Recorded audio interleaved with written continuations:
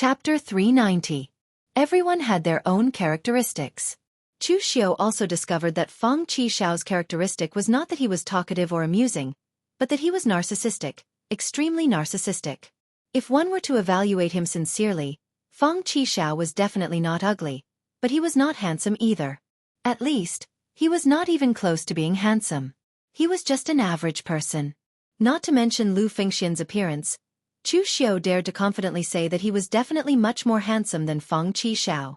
But Feng Qixiao himself did not think so. He really thought that his handsomeness could make everyone fall for him. But it was very clear that Yan Fian did not really buy Feng Qixiao's looks. The Yu Maiden's sword in her hand was as ethereal as the clouds, and she continuously stabbed towards Feng Qixiao. She was beautiful, and her sword's momentum was even more graceful, so beautiful that it was murderous. Of course, Yan Fian also knew that the reason she could fully use her Yu Maiden sword technique to attack Feng Qixiao was completely because Feng Qixiao did not block or counterattack.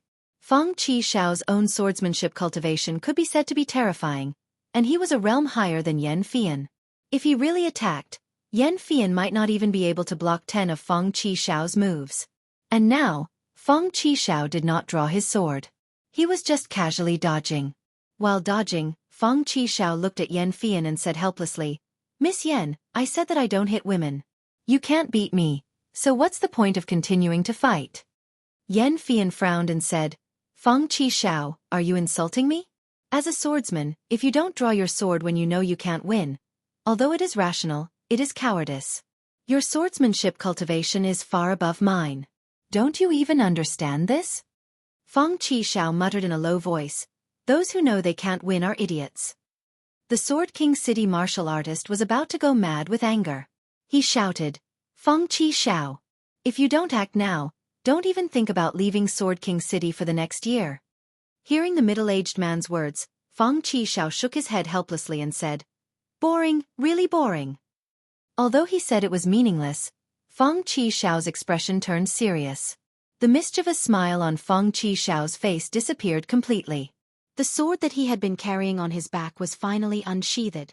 The people of Sword King City were very persistent with their swords. In order to reach the state of being one with the world, most of the disciples of Sword King City kept their swords in their hands even when they were eating or sleeping. They wanted to reach that extreme state of being one with the sword. However, Feng Qixiao was an exception.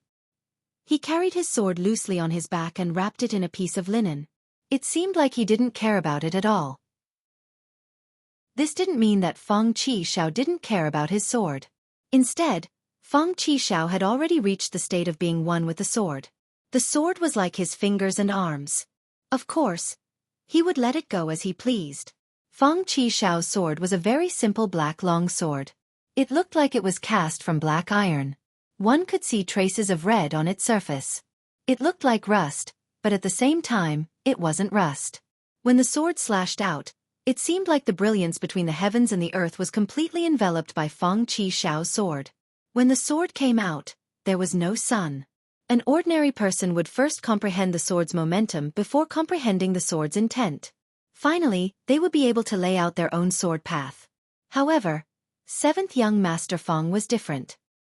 He had already comprehended the true essence of the way of the sword at such a young age. When he slashed out with his sword, it already contained 30% of the charm of the way of the sword. The surrounding power of heaven and earth had already been completely absorbed by seventh young Master Feng's sword. In the darkness, the boundless sword aura enveloped Yan Fian. The aura really made Yan Fian feel terror. Feng Qixiao said that he didn't want to hit a woman. However, as long as he truly drew his sword, that mischievous and seemingly unruly fellow would become one of the most terrifying swordsmen in the world. Yan Fian frowned.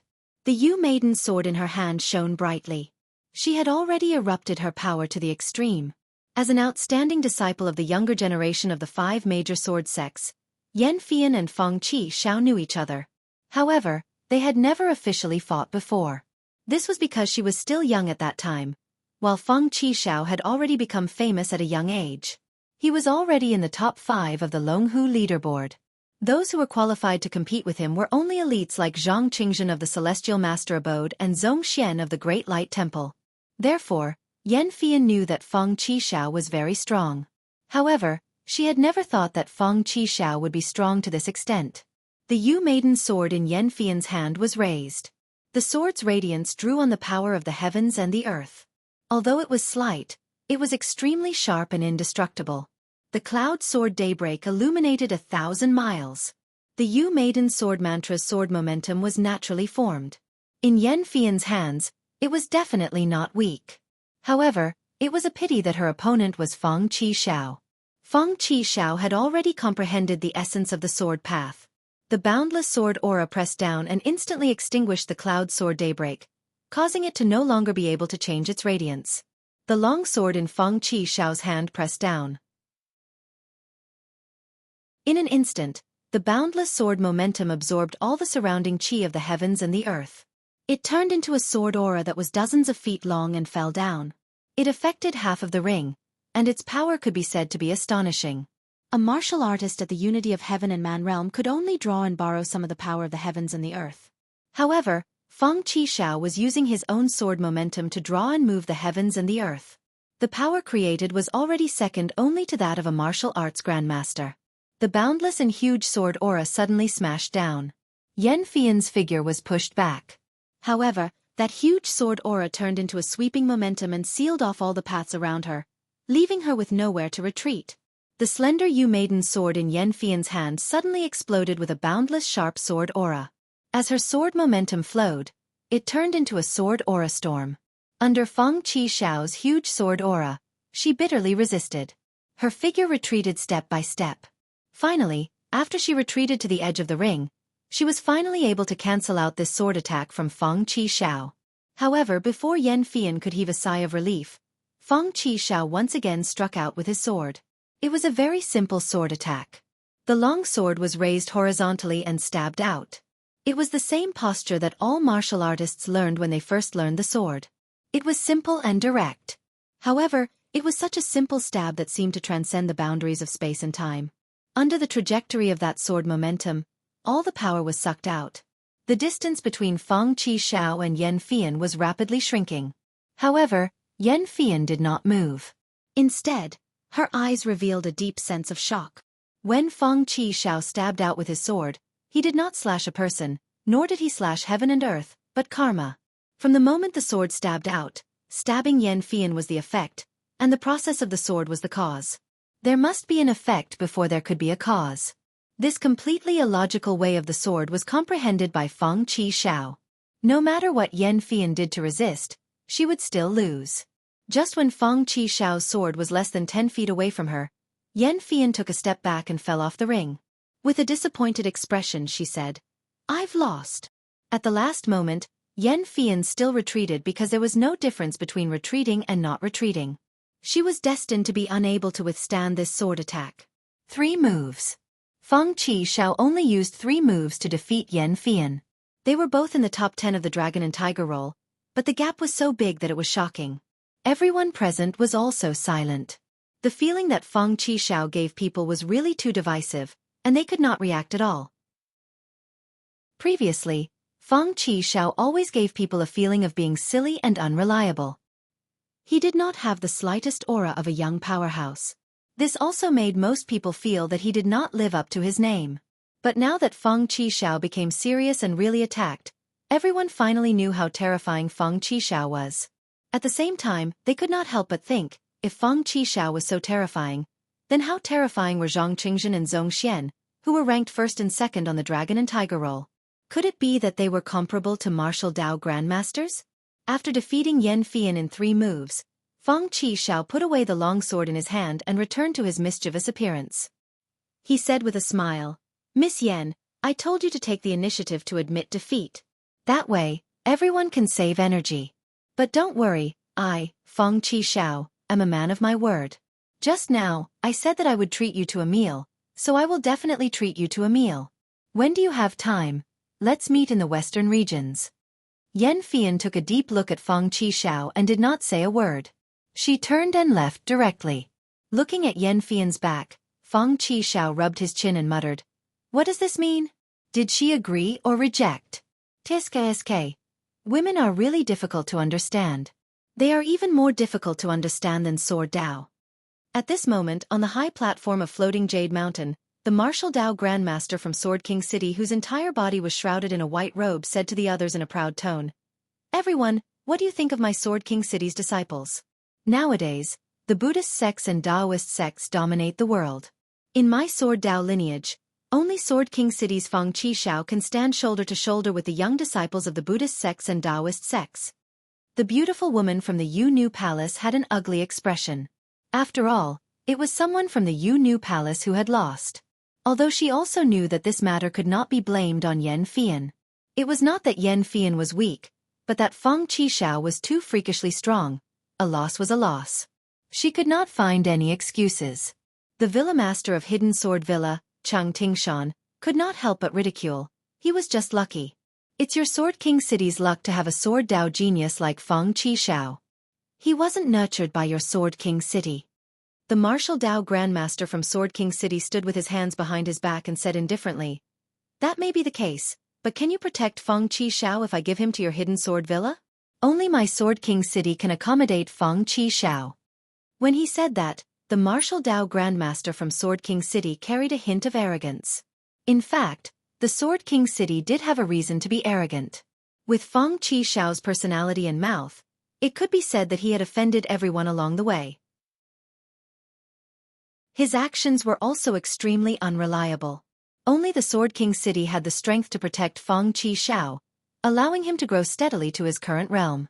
It was true that 90% of Feng Qishao's current cultivation level was due to his own talent, but the remaining 10% was the protection that the Sword King City had given to Feng Qishao. Without this protection, a fallen Sword Dao genius would no longer be a genius, but a dead person. Chapter 391. Feng Qishao had defeated Yan Fian of the Yu Nu Palace in 3 moves. This was no longer a one-sided suppression, but a battle between two people of different levels. Mr. Liu of the Phaseless Demon Sect had a serious look in his eyes.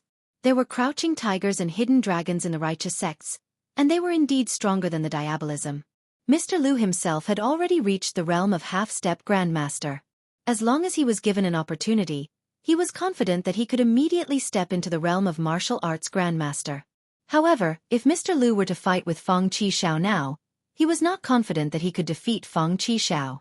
On the other hand, on the side of the Diabolism, Chu Xiao of the Yinma clan was not bad, but Chu Xiao was only at the realm of 5 Qis collecting in origin, and had not reached the realm of oneness of heaven and man. Mr. Liu did not know if Chu Xiao could defeat Feng Qishao. There was also Yi Tianxia of the Bright Demon clan. He had refined the inner elixir of the Blood Flood Dragon, and successfully cultivated the Heart Sutra of the Blood Flood Dragon as a human. He was not easy to deal with, but he had not reached the realm of oneness of heaven and man. The martial artists of Diabolism were on the wane. People like Chu Xiao and Yi Tianxia were already considered to be at the top. However, when looking at the righteous sects, especially the Taoist and Buddhist sects, both Zhang Qingzhen and Zhong Xian were outstanding figures that were hard to come by in 1,000 years. Compared to them, the disadvantage of Diabolism was really not small. At this time, Wei Shuya, who was standing next to Mr. Liu, seemed to have sensed his thoughts. He transmitted his voice. "Liu Jin, don't be so pessimistic. No orthodoxy can always be strong. The general trend of the world has its ups and downs. Because of the rise of the Kunlun devil cult, our Diabolism has been glorious for hundreds of years. Although we are now at a low point, who dares to say that we will always be at a low point? As long as the Diabolism is not destroyed, there will always be a chance for us to rise again. Since ancient times, the only orthodoxies that could truly stand at the pinnacle were Taoism, Buddhism, and Devil.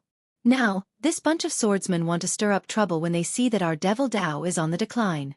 They are still far from it." Mr. Liu nodded.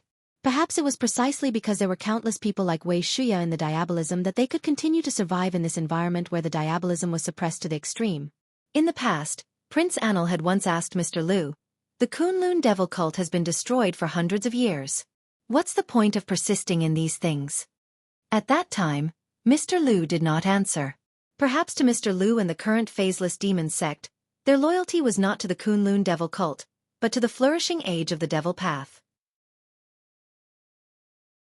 At that moment, in the arena, the match between Feng Qishao and Yan Fian had ended.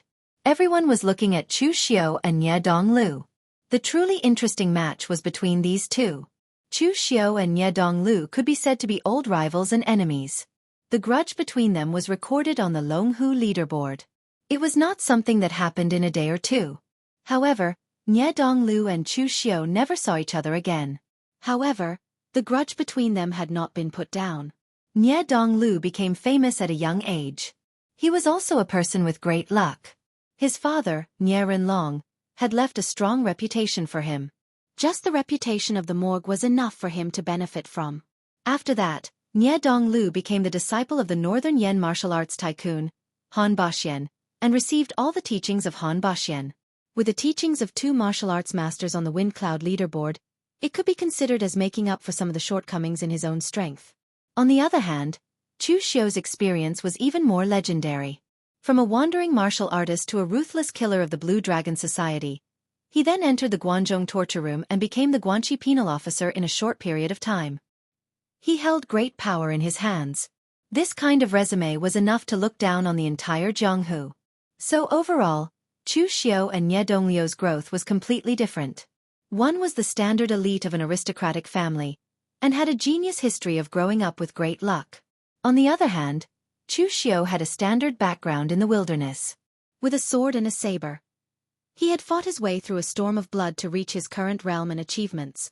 It was hard to say who was stronger between the two, but because of the grudge between Nye Donglu and Chu Xiao, the two would have to fight it out in the end. This also made the people present a little excited, and they were ready to watch a good show. In fact, now that Feng Qishao was fully deserving of the first place, it didn't matter who was second or third. If it were someone else, it might just be a spar and be done with it. But now that it was Chu Xiao and Nye Donglu, with the grudge between them, it was obviously not so easy to settle. Nye Donglu looked at Chu Xiao and said with a smile, "Brother Chu, you just went through a few big battles. Do you want to rest for a while? Don't worry, I won't take advantage of you." As he said that, Nye Donglu stretched out his hand and pointed, making a magnanimous gesture. The grudge between Chu Xiao and Nye Donglu had long been formed, but in reality, he hadn't had many interactions with Nye Donglu. However, regardless of whether it was Chu Xiao or Nye Donglu, they had all heard a lot about each other from others. Chu Xiao's evaluation of Nye Donglu was very simple. He was a scheming person. Even an ordinary sentence from him usually contained several meanings. Just like now, Nye Donglu had asked Chu Xiao to rest on the surface, but under the current situation, could Chu Xiao really rest? Feng Qishao had already smoothly dealt with Yan Fian. Only Chu Xiao was left to fight with Nye Donglu again. There were so many warriors on floating Jade Mountain watching, and there were also martial arts masters from various sects waiting at the side. Could a junior warrior like Chu Xiao really go to the side to rest and recover his vital qi before making a move? There were so many people watching him. Chu Xiao, recover his strength alone? Even if Chu Xiao was thick-skinned enough to ignore the gazes of these people and recover his vital qi, people would still label Chu Xiao as a timid and cautious person. Although it wasn't a derogatory term, it was still not something good. If Chu Xiao couldn't take the provocation and made a move now, it would be in line with Nye Donglio's intentions. He was a hypocrite, but he was also a real villain. Han Ba first taught him that the easiest way to solve problems was to solve them with one's own fists. His father, Nye Renlong, also taught him that the winner takes all. As long as you can defeat your enemy, using any means is reasonable. Nye Donglu didn't have the confidence to win against Chu Xiao at his peak, but now that he was facing Chu Xiao, who had expended a lot of energy, Nye Donglu still had some confidence. In any case, no matter what Chu Xiao chose, Nye Donglu would be the one to benefit. Looking at Nye Donglu, Chu Xiao said lightly, "Nye Donglu, you're still the same. Although you've become Han Ba's disciple, you haven't learned his domineering ways." Nye Donglu smiled and said, "Domineering ways? I don't need that kind of thing for now. My master walks the path of dominance, and I walk the path of the king. Can't I?" Chu Xiao laughed coldly when he heard that. "Nye Donglu, you really are full of yourself. Walk the path of the king? You're just a young master of the memorial hall. Do you still think you're a Northern Yen prince?" Nye Donglio's words were indeed arrogant. The memorial hall's strength wasn't considered the top among the people in the 6 gangs, yet he still dared to say he wanted to walk the path of the king? Do the nobles and generals have guts? Nye Donglu stood with his hands behind his back and said lightly, "Chu Xiao, You were born in the wilderness, and now you don't even have the courage to do so? Chu Xiao raised the sky demon dance in his hand and pointed it at Nie Donglu. He said in a deep voice, "That's not bad. However, between the two of us, you are the one who looks more like a king. Don't you think that's a little inauspicious?" Nie Renlong was a standard peasant, but Nie Donglu wasn't. The young master of the memorial hall was not a peasant, no matter where he was. Of course, Chu Xiao couldn't be bothered to waste time with Nie Donglu. Since Nie Donglu believed in his so-called way of the king, then Chu Xiao would teach him a lesson. Whether it was the way of the king or the way of dominance, it all had to be carried out with one's fists and the knife in one's hand. Demonic aura gathered on the sky demon dance. The demonic aura was so dense that it had even condensed into the shadow of a demon god on the blade, making people feel abnormally terrified. Seeing this, Han Tingyi and the other people from the 5 major sword sects frowned.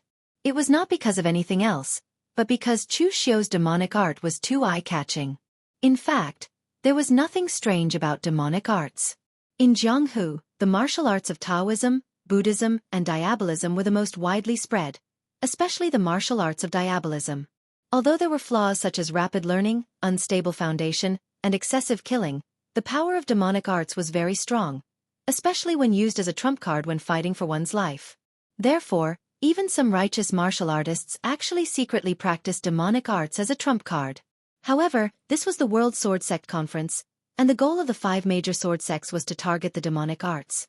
Now that Chu Xiao revealed his demonic arts, they couldn't help but be sensitive.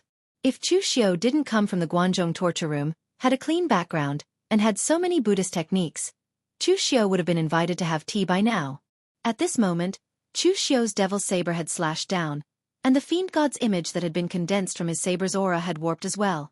Along with Chu Xiao's saber, a wave of sonic booms resounded.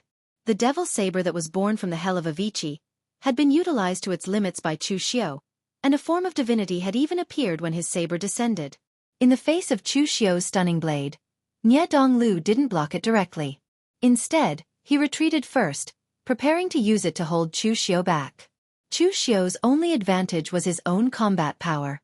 However, Chu Xiao's previous battles with the Great Light Temple's martial artists had exhausted nearly half of his inner strength. Nie Donglu didn't believe that Chu Xiao could still control such a powerful explosive power. Therefore, he planned to hold it back until Chu Xiao was truly exhausted. Unfortunately, Chu Xiao's moves were always quick. If Nie Donglu wanted to hold Chu Xiao back, he would have to see if he had enough strength. When Chu Xiao's blade fell, the vital energy defense Nie Donglu set up was like paper in front of Chu Xiao. It was easily torn apart by Chu Xiao's blade. At this moment, Nie Donglu stretched out a hand and pressed it directly on Chu Xiao's long blade. Earth energy exploded, and the demonic flames were instantly extinguished. Memorial Manor's secret technique. Heaven and Earth Cloud Hand. Chapter 392. Although Nie Donglu had a great reputation in the Jianghu, he had not really fought many times. He had always been famous for his scheming, which was why he was ranked in the top 10 of the Longhu leaderboard. Now, after years of painstaking cultivation and becoming Han Baxian's disciple, everyone finally saw Nie Donglu's true strength. Heaven and earth above the clouds, grasping the world. The powerful palm power rippled out layer by layer, tearing apart the demonic aura on Chu Xiao's heavenly demon dance and attacking Chu Xiao along the blade. Chu Xiao raised his eyebrows. Nie Donglu's accumulated strength was not weak, and the gathering loyalty Manor's secret heaven and earth above the clouds hand was really strange. It grasped the universe, and any Gang Chi power that was caught by the heaven and earth above the clouds hand would be torn apart by the strange ripples. However, in terms of pure strength, Chu Xiao had never been afraid of anyone.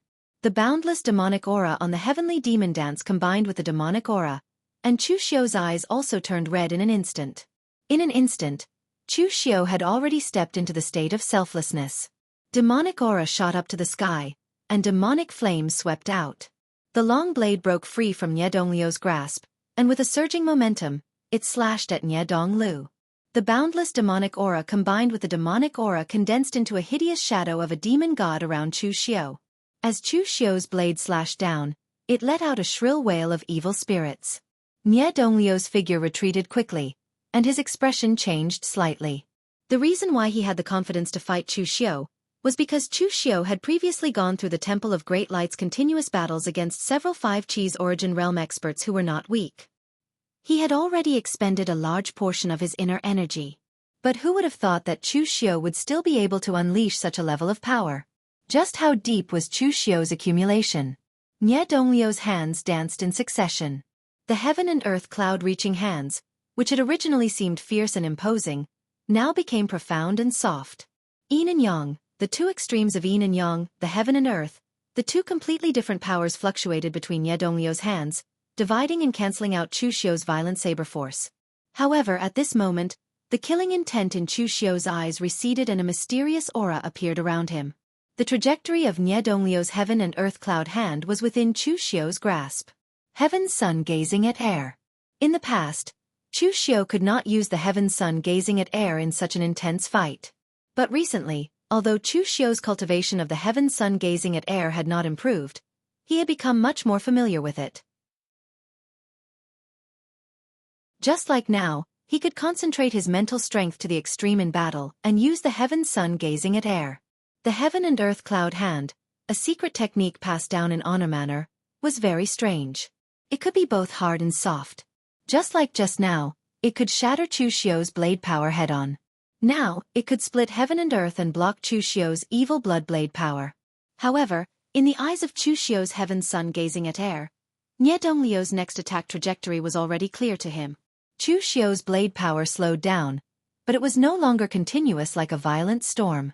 Instead, he stared at the trajectory of Nie Donglio's attack. The moment Nie Donglio's heaven and earth cloud hand was about to be used, he blocked his opponent's attack trajectory and completely disrupted his rhythm. After more than 10 strikes, Nie Donglio's heaven and earth cloud hand's trajectory had been completely disrupted by Chu Xiao. This made him so frustrated that he almost vomited blood. Every move of his actually seemed to be taking the initiative to collide with Chu Xiao's saber intent. He was completely unable to execute the heaven and earth cloud reaching hands formation. This kind of situation was simply strange to the extreme. It was just like how his father had fed him moves when they were sparring in battle. If one didn't cultivate the heaven and earth cloud reaching hand to the extreme, it was simply impossible to do this. However, Nie Donglu was certain that the Nie family's heaven and earth cloud hand would never be leaked. Tribute Village's heaven and earth cloud hand was created by Nie Renlong based on some ancient techniques he had obtained in the past. In the entire Tribute Village, only he and his father Nie Renlong knew of it, so there was absolutely no possibility of the secret being leaked. Nie Donglu did not know what was going on with Chu Xiao. However, seeing that Chu Xiao's blade power was getting stronger and stronger, and the blade power was getting fiercer and fiercer, constantly approaching him, Nie Donglu snorted. His body suddenly exploded with a blinding golden light, as if the sun had descended upon him. He punched out, illuminating the world.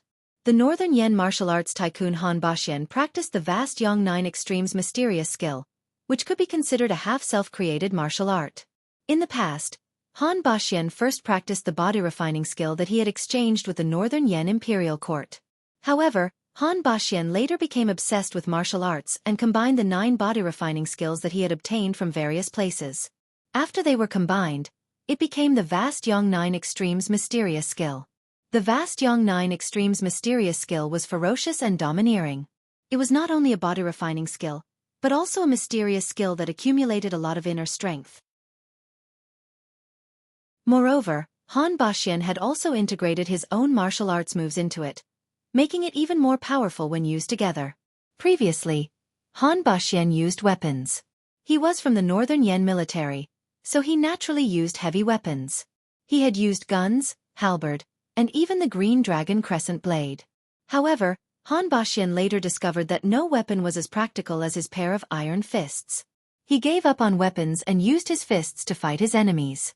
However, he also integrated his use of weapons into the vast Yang 9 Extremes mysterious skill, just like the punch that Nie Donglu threw. The light of the vast Yang sun shrouded him, but in reality, it was a heavy hammer. It was heavy and powerful, with infinite power. The dazzling light collided with Chu Xiao's blade. The light of the vast Yang scorching sun burst out in an instant, eventually tangling with the devil qi and dissipating. Violent gang qi burst out, and even the ring shook twice. That was not all. Nie Donglio's figure did not stop at all. He stood straight and threw a punch. It was like a straight spear, bursting forth with unparalleled momentum. Its speed was extremely fast, and it was also extremely ferocious. Seeing Nie Donglio's actions, Chu Xiu's lips curled into a cold smile. Did Nie Donglu want to fight in close combat with him? Unfortunately, ever since Chu Xiu cultivated the great Vajra divine powers, he no longer had any weaknesses. Even in close combat, Chu Xiu's accumulated inner force and the physical strength brought by the great Vajra divine powers were no weaker than Nie Donglu, who cultivated the vast Yang-9 Extreme's mysterious skill. He sheathed his blade and formed a seal. Among the complicated hand seals, majestic Gang Qi spread out. The Wisdom Fist Seal, useless in heaven and earth. The area within a radius of more than 30 meters became Chu Xiu's Gang Qi domain. Nie Donglio's punch crashed into the Gang Qi domain, like a spear piercing into sticky water, its momentum waning again and again. The spear focused on momentum, and after piercing out, it moved forward with indomitable will. However, under Chu Xiu's Wisdom Fist Seal, this momentum had already dissipated, and its power was reduced by half. Stepping forward, Chu Xiu formed a complete Aquarius seal in his hand. In an instant, a dazzling light burst out and collided with Nie Donglio's punch, instantly forcing him to take a step back. Stepping forward again, Chu Xiu formed a sun wheel seal in his hand. The 5 elements rotated into one, growing and multiplying endlessly.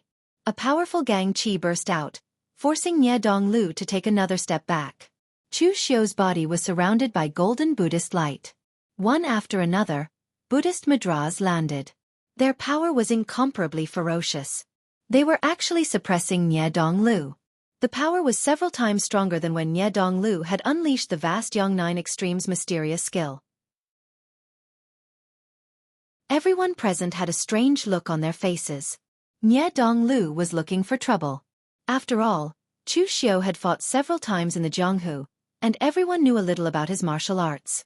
When it came to power, there were few warriors of the same level who could compare with Chu Xiu. Of course, Nie Donglu could only blame his bad luck. He had finally become Han Baxian's disciple and raised his cultivation to the extreme. He did not expect to meet such a monster like Chu Xiu. Even after fighting several battles, he could still burst out with power of this level. Some of the monks from the Great Light Temple below also had ugly expressions, because that was how Chu Xiu had treated them previously. He had unleashed a barrage of attacks without any reason, completely crushing them in terms of power. He had completely overwhelmed them and finally blasted them off the arena. However, Nie Donglu was obviously not one of those monks from the Great Light Temple. After being suppressed by Chu Xiu for several moves, Nie Donglio's eyes revealed a cold look. He had underestimated Chu Xiu this time. After not seeing him for so long, his luck was not bad, but Chu Xiu's growth was even more terrifying. If this continued, he was afraid that before he could exhaust Chu Xiu to death, he would be crushed and defeated by Chu Xiu in public. It was not that Nie Donglu could not accept failure. In fact, he had lost many times in his life. Previously, he lost to a woman, and he was even ridiculed by the warriors of the Northern Yan for a long time. But now, in the World Sword Sect Conference, under the watchful eyes of everyone, if he was crushed and defeated by Chu Xiu like this, it would be a huge blow to Nie Donglio's reputation. So at this moment, Nie Donglu had already made up his mind to fight. Victory or defeat was right in front of him. Although he was full of schemes, he would not hesitate after calculating. Instead, he was extremely decisive. Since he had decided to fight, he no longer worried about being injured or holding back. Before Chu Xiu's fist landed, a blood mist rose around Nie Donglio's body. He had actually burned his blood essence, which made everyone's eyebrows twitch. Burning blood essence, a method that hurt others and oneself, was usually only used when it came to a life-or-death situation. Now that Nie Donglu had even used this method in the ring, it was obvious that he was really angry and had been forced to the extreme. Han Ting, who was the referee on the high platform, wanted to intervene when he saw this scene. However, he resisted the urge. Anyway, it was already the last 2 rounds. If they wanted to fight, then let them fight. Anyway, it did not affect the overall situation. The goal of the 5 major sword sects was diabolism, not to be a mediator between these junior warriors. Chapter 393. Seeing that Nie Donglu was even willing to burn his blood essence, Chu Xiao could not help but frown and take 2 steps back. Nie Donglio's desire to win was not ordinary. It was just a competition in the ring, and Han Tingyi and the others were watching. He could not really kill anyone, so why would he risk his life? Of course, for Chu Xiao, he still had the chance to kill someone, but not now, but in the future. But now that Nie Donglu had decided to go all out, how could he let Chu Xiao leave so easily? Thick blood essence gathered in Nie Donglio's arms. He pointed out with his fingers, and in an instant, 2 blood swords slashed out. But the strangest thing was that the 2 blood swords were wrapped in a thick layer of golden vigor. The 2 blood swords were like 2 dragons, twisting agilely and tearing apart all the vigor around Chu Xiao as they slashed towards him. The 2 blood swords condensed from Nie Donglio's blood essence and vigor were not strange, but they could be said to be magical. Even if Chu Xiao attacked with all his might, he would not be able to completely block them. The vigor was torn apart by the 2 blood swords. Chu Xiao held the Dugu seal in his hand, unmoving like a mountain, and invincible. When the 2 blood swords collided with the Dugu seal, blood essence exploded and golden light filled the air, directly shattering Chu Xiao's Dugu seal. Nie Donglio's face was pale, but his speed did not change in the slightest. Just as Chu Xiao's Dugu seal was shattered, he had already closed in. Actually, the 2 blood swords were not taught to him by Han Baxian, nor was it taught by his father, Nie Renlong. It was an incomplete sword technique that Nie Donglu accidentally obtained. This sword technique originated from the Devil Dao, and the power of the complete version was unimaginable. After Nie Donglu accidentally obtained this sword technique, he gave it to his father, Nie Renlong. In the end, Nie Renlong came to the conclusion that the owner of this sword technique should have been from the Kunlun devil cult. It was very likely that he was a devil emissary or even a devil lord of the Kunlun devil cult. However, the damage to the sword technique was too great. Even if Nie Renlong had taken action, he could only extract this move from it. Using one's vital energy and blood as the marrow, essential energy as the bones, and astral energy as the skin, the power of these 2 swords were extremely powerful. Even Chu Xiao's Dugu Yin would not be able to withstand an attack of this level.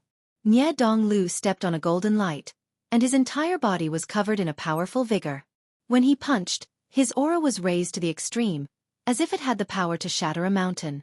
In the beginning, Nie Donglu had wanted to exhaust Chu Xiao to death. After all, Chu Xiao had already used up a lot of energy.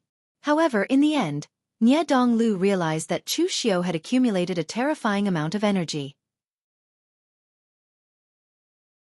Even after the consecutive battles, Chu Xiao's accumulation was even more profound than his.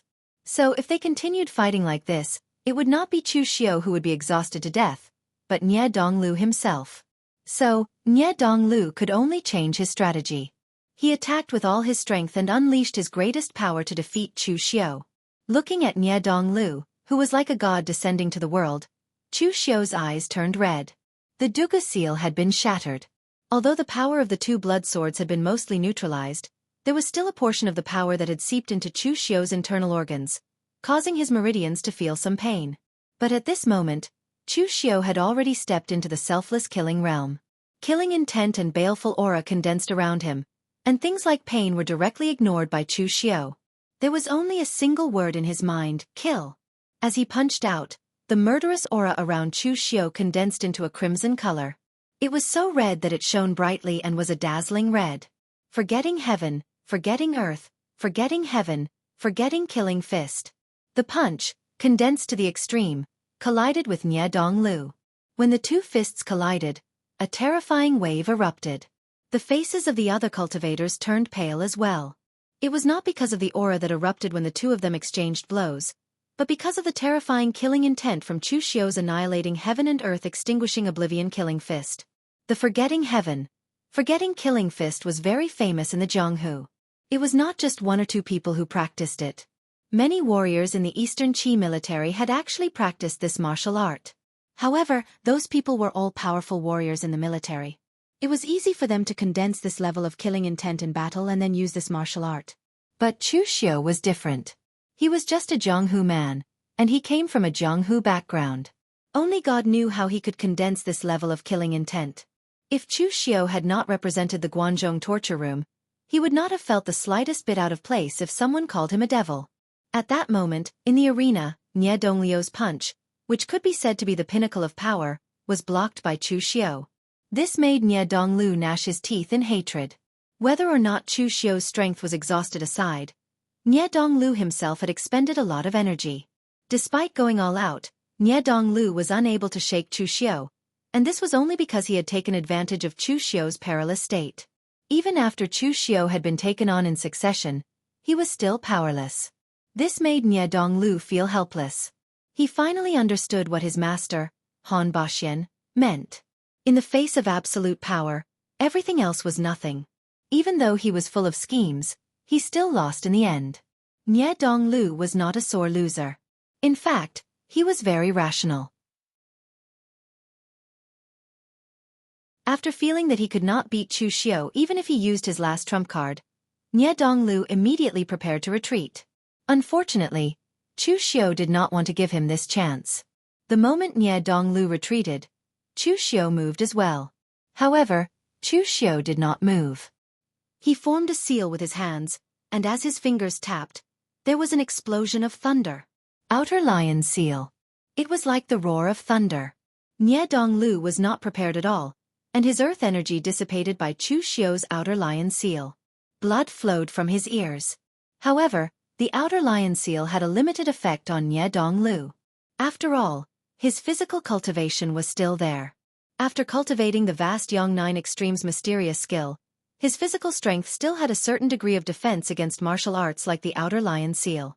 But before Nie Donglu could react, Chu Xiu's eyes had already turned into a bottomless abyss, pulling Nie Donglu's entire mind into it.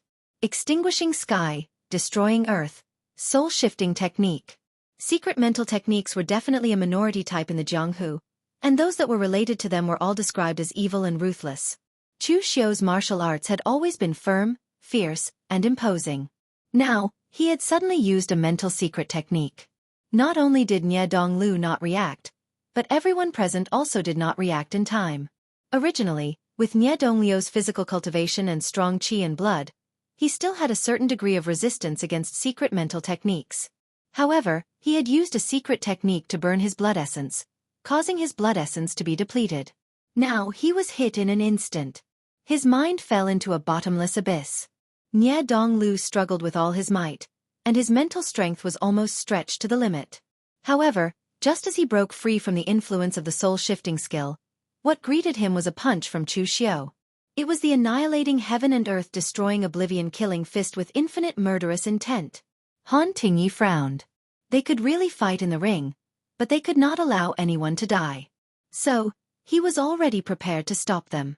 However, Nie Donglu still had the strength to fight. At the critical moment, he directly exploded all his Gang Qi, condensing it into a shield in front of him. The golden Gang Qi shield was directly shattered by Chu Xiu's punch, and Nie Donglu was also blasted off the ring by Chu Xiu's punch. He spat out large mouthfuls of blood, but his life was clearly not in danger. Seeing this, Han Tingyi did not continue to attack. Looking at Chu Xiu, who was panting a little but not too injured in the ring, Nie Donglu's heart was filled with unwillingness, but he still wiped the blood from the corner of his mouth and returned to his seat. He was not someone who could not afford to lose. At this moment, Nie Donglu also understood that he was still the young master of the Memorial Manor, but Chu Xiu was no longer the Chu Xiu of the past. In the past, Nie Donglu's strength was superior to Chu Xiu's, but now, he was crushed by Chu Xiu even though he had resorted to trickery. He had lost completely. At that time, Chu Xiu had no backing. He was just a lone cultivator that Nie Donglu could casually crush to death. Now, Chu Xiu had the support of the Guanzhong torture room and had become the Guanzhong penal officer with great power. Although his status was still not as high as the heir of the Memorial Manor, he was not someone he could casually crush. After all, in terms of power, the Guanzhong torture room was much stronger than the Memorial Manor. Of course, what Nie Donglu did not know was that Chu Xiu had more than just the Guanzhong torture room behind him. The power hidden beneath was something that Nie Donglu did not even dare to think about. Of course, Nie Donglu also regretted not forcing his father to use the power of the Memorial Manor to kill Chu Xiu. However, regret was the most useless emotion. This emotion only flashed in Nie Donglu's heart for a moment before he forcibly extinguished it. No one present was surprised that Chu Xiu had defeated Nie Donglu. On the contrary, to most people, this was a very normal thing. To the people of the Jianghu, the reason why Chu Xiu was able to make a name for himself on the Longhu list was because he had fought through many bloody battles. The people of the Jianghu could say that Chu Xiu was vicious, and that he was ruthless. However, no one would say that Chu Xiu did not live up to his reputation, and was not worthy of his ranking on the Longhu list. This was a kind of confidence, a confidence obtained from countless bloody battles and slaughters. On the other hand, Nie Dongliu's reputation was actually not weaker than Chu Xiu's. In fact, it was even greater than Chu Xiu's. After all, Chu Xiu was only the penal officer of Guangdong, and not the definite successor of the Guangzhou torture room. However, everyone in the Jianghu knew that Nie Donglu was the successor of the memorial manor. As long as Nie Donglu did not die, he would definitely take over the memorial manor in the future. Therefore, Nie Donglu actually had the halo of the entire memorial manor. Without this identity, Nie Dongliu's reputation would definitely be far inferior to Chu Xiu's. Now that the two of them were fighting, most people had already expected that the winner would most likely be Chu Xiu. Now that they looked at it, it was just as they had expected. Now that the arena had reached this stage, it was more or less enough. With Feng Qixiao's strength and realm, he fully deserved to be number 1. Chu Xiu was number 2, and Nie Donglu was number 3. There was no need to continue fighting. Chu Xiu could also go down and heal his injuries now. Therefore, Han Tingyi just asked a routine question, Chu Xiu, do you still want to fight? Just when everyone thought that Chu Xiu would definitely take the initiative to admit defeat, Chu Xiu suddenly said, of course I want to fight. Why wouldn't I? I don't have the habit of admitting defeat. Feng Qixiao, who was standing at the side, said helplessly, Brother Chu, you still want to fight when you are already in this state? Don't tell me that you and that woman from the Yunu Palace are also like a fairy. Why are you talking about the dignity of a swordsman? Besides, you are using a saber, not a sword. Chapter 394. Feng Qixiao's words made all the saber-wielding martial artists very unhappy. A swordsman needed dignity, but a saber-wielder did not?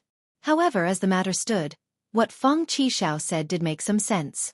Now, not to mention that Chu Xiu had overexerted himself, even if Chu Xiu recovered to his peak, he would still not be able to defeat Feng Qixiao.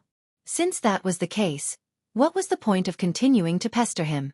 Looking at Feng Qixiao, Chu Xiu said indifferently, dignity is something that you fight for yourself, not something that you can just talk about. The only reason I want to fight again is because I'm not used to admitting defeat. Seeing that Chu Xiu was so insistent, Feng Qixiao shrugged and said indifferently, as long as you're happy. Although he was too lazy to make a move, Feng Qixiao felt that it would not take long to finish off Chu Xiu. Based on Chu Xiu's current state, he might be able to finish off Chu Xiu in less than 3 moves. However, although Feng Qixiao was a little unreliable, he was still a kind person. Before he made a move, he specially asked, do you need to recover your strength? Chu Xiu shook his head and said, no need, this is enough.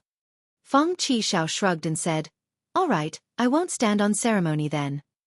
As he said that, Feng Qixiao's hand was already on his sword. At the same time, Feng Qixiao's seemingly mischievous expression turned serious. Feng Qixiao was a very split person.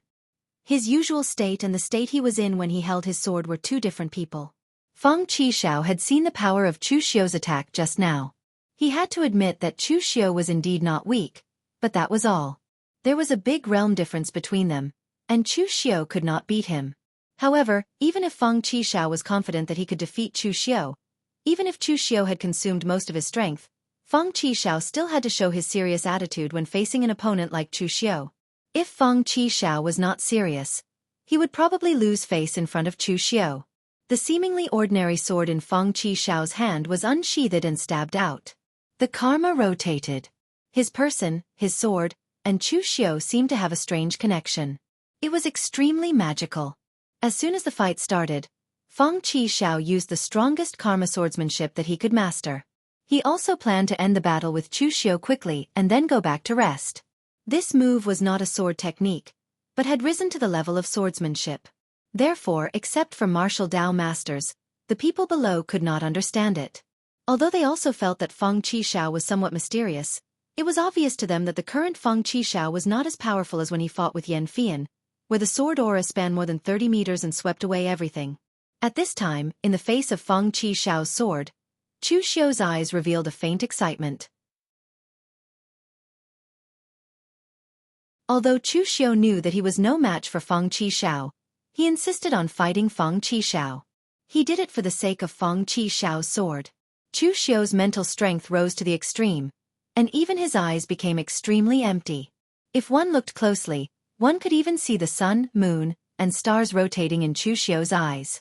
The heaven sun gazing at air skill was performed to the extreme by Chu Xiu. Ordinary people only saw the sword that Fang Qixiao stabbed out casually, but what Chu Xiu saw was the powerful karma power. Fang Qixiao's swordsmanship had an effect first, and then there would be a cause. This was a sword that was almost certain to hit its target. Other than forcefully resisting it, no one could break it. Even the grandmasters of swordsmanship in the past had never heard of such a strange swordsmanship. Only God knew how Fang Qixiao had comprehended it. However, Chu Xiu's heaven sun gazing at air skill was the opposite of Fang Qixiao's swordsmanship. What he saw was the cause, and what he affected was the effect. Even if it was a sword that was certain to hit its target, Chu Xiu could see the trajectory of the sword, and then he could predict whether to dodge or counterattack. It could be said that what Chu Xiu saw with the heaven sun gazing at air skill was the future, and it could be considered a type of karma. Therefore, when Fang Qixiao stabbed out with his sword, Chu Xiu suddenly took a step in a direction. It was this step that made Fang Qixiao's body stop abruptly, and a look of horror appeared in his eyes. His karma had been disrupted. He could not stab Chu Xiu with this sword. Ever since Fang Qixiao had successfully comprehended the karma sword principle, even the grandmasters of swordsmanship in Sword King City had been full of praise for him. If they were in his shoes, they would not know how to break it apart from forcefully resisting it. Now, Fang Qixiao did not know whether his karma sword principle had been broken by Chu Xiu or not. In any case, it had been disrupted. If he forcefully attacked again, it would be considered a real failure. Fang Qixiao had a rare look of seriousness on his face. He had thought that he would be able to deal with Chu Xiu with a single sword strike, but he had not expected to encounter such a strange thing. The long sword in his hand changed its trajectory, and the karma changed. On the other side, Chu Xiu also took a step forward and changed his karma again. The two of them changed their trajectories back and forth. In the eyes of everyone present, Fang Qixiao and Chu Xiu seemed to be fooling around. One person's sword momentum was slow, and he would stop midway, while the other person was simply walking around in the arena. However, they did not know that Chu Xiu and Fang Qixiao's mental strength had been stretched to the extreme. The change in karma was a competition of their understanding of their own martial path and the strength of their mental strength. Chu Xiu had insisted on attacking Fang Qixiao for this scene. From the moment Fang Qixiao had used the karma sword principle to defeat Yan Fian, Chu Xiu had already had a plan. His heaven sun gazing at air skill was extremely difficult to cultivate, and he could not even make progress in closed-door training. He could only hone it through killing. However, even so, the progress of the heaven sun gazing at air skill was very slow. That was until Chu Xiu saw Fang Qixiao's karma sword principle, which was actually somewhat similar to the heaven sun gazing at air skill. They were both related to karma, so Chu Xiu wanted to use Fang Qixiao's karma sword principle to hone his own power. As it turned out, Chu Xiu was right. Every time Fang Qixiao changed the trajectory of his sword, Chu Xiu had to exert all his mental strength to perform the heaven sun gazing at air skill. Under such pressure, although his mental strength was stretched to the extreme, the cultivation of the heaven sun gazing at air skill improved visibly under the pressure. At this moment, the other martial Dao masters present revealed a hint of shock in their eyes. They had long known that Fang Qixiao was talented, so they were not surprised that Fang Qixiao displayed such a cultivation level. Now that Chu Xiu was also good at martial arts related to karma, he could even fight Fang Qixiao to such a stalemate. Although they knew that the current Chu Xiu was definitely not Fang Qixiao's match, it was clear that Chu Xiu had the potential to catch up to Fang Qixiao's level. On the high platform, Chang Tingshan from the Hidden Sword Villa said sourly, "Guanzhong Torture Room is really lucky. There are almost many talents in the past few generations.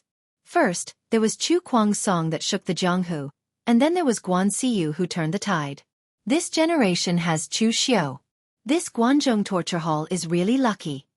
Among the 5 major sword sects, only the Hidden Sword Villa and the Yu Nu Palace had weak potential. The Yu Nu Palace was weak because they only accepted female disciples, and the Jianghu was dominated by men. Therefore, it could be said that the Yu Nu Palace excluded 80% of the Jianghu people. Moreover, the Yu Nu swordplay codex itself was also an unstable factor. As for the hidden sword villa, the reason was even simpler. Although there were outsiders in the hidden sword villa, the Cheng clan had always been in charge of the villa. It was almost like an aristocratic family. As a result, the hidden sword villa's secret techniques, as well as some of their treasured swords, could only be used by the Cheng family. Even if outsiders were powerful, the Cheng family would not be at ease to hand over the techniques and weapons to them. The Sword King City's martial Dao master suppressed his surprise and said indifferently, "So what if he's lucky? Potential doesn't equal strength." Feng Qixiao won this round, and Feng Qixiao will continue to win in the future. Although Chu Xiao has potential, he can't threaten Feng Qixiao of Sword King City. Chang Tingshan sneered and did not say anything. Although he did not like Sword King City, he would not say anything under such circumstances. After all, Feng Qixiao was a member of the 5 major sword sects, while Chu Xiao was a member of Guanzhong Torture Room. Even if the 5 major sword sects had conflicts with each other, they still had to unite against outsiders. At this time, Feng Qixiao had changed his sword 9 times in a row, but he did not manage to stab all 9 times before Chu Xiao's heaven sun gazing at air saw through him. In the end, Feng Qixiao had no choice but to withdraw his sword. At this time, Chu Xiao's mental energy was almost at its limit. When he saw that Feng Qixiao still wanted to change his sword stance, Chu Xiao said directly, "There's no need to fight. I admit defeat." Everyone present was stunned. That's it? The two of them took a few steps forward inexplicably, and Chu Xiao admitted defeat without even making a move? Didn't you say that you're not used to admitting defeat? Why do you say it so skillfully now?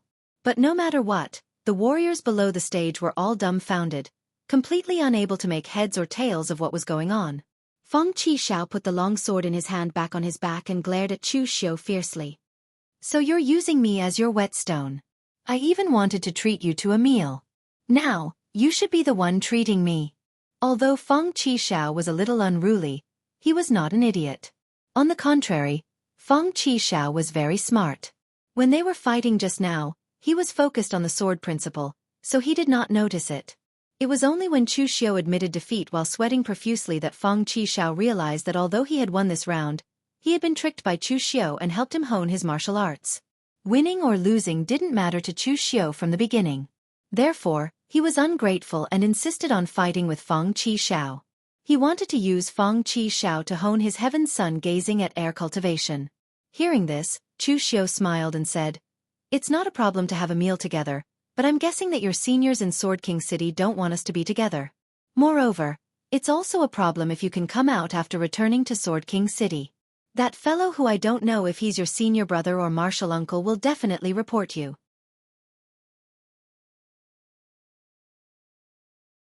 Chapter 395.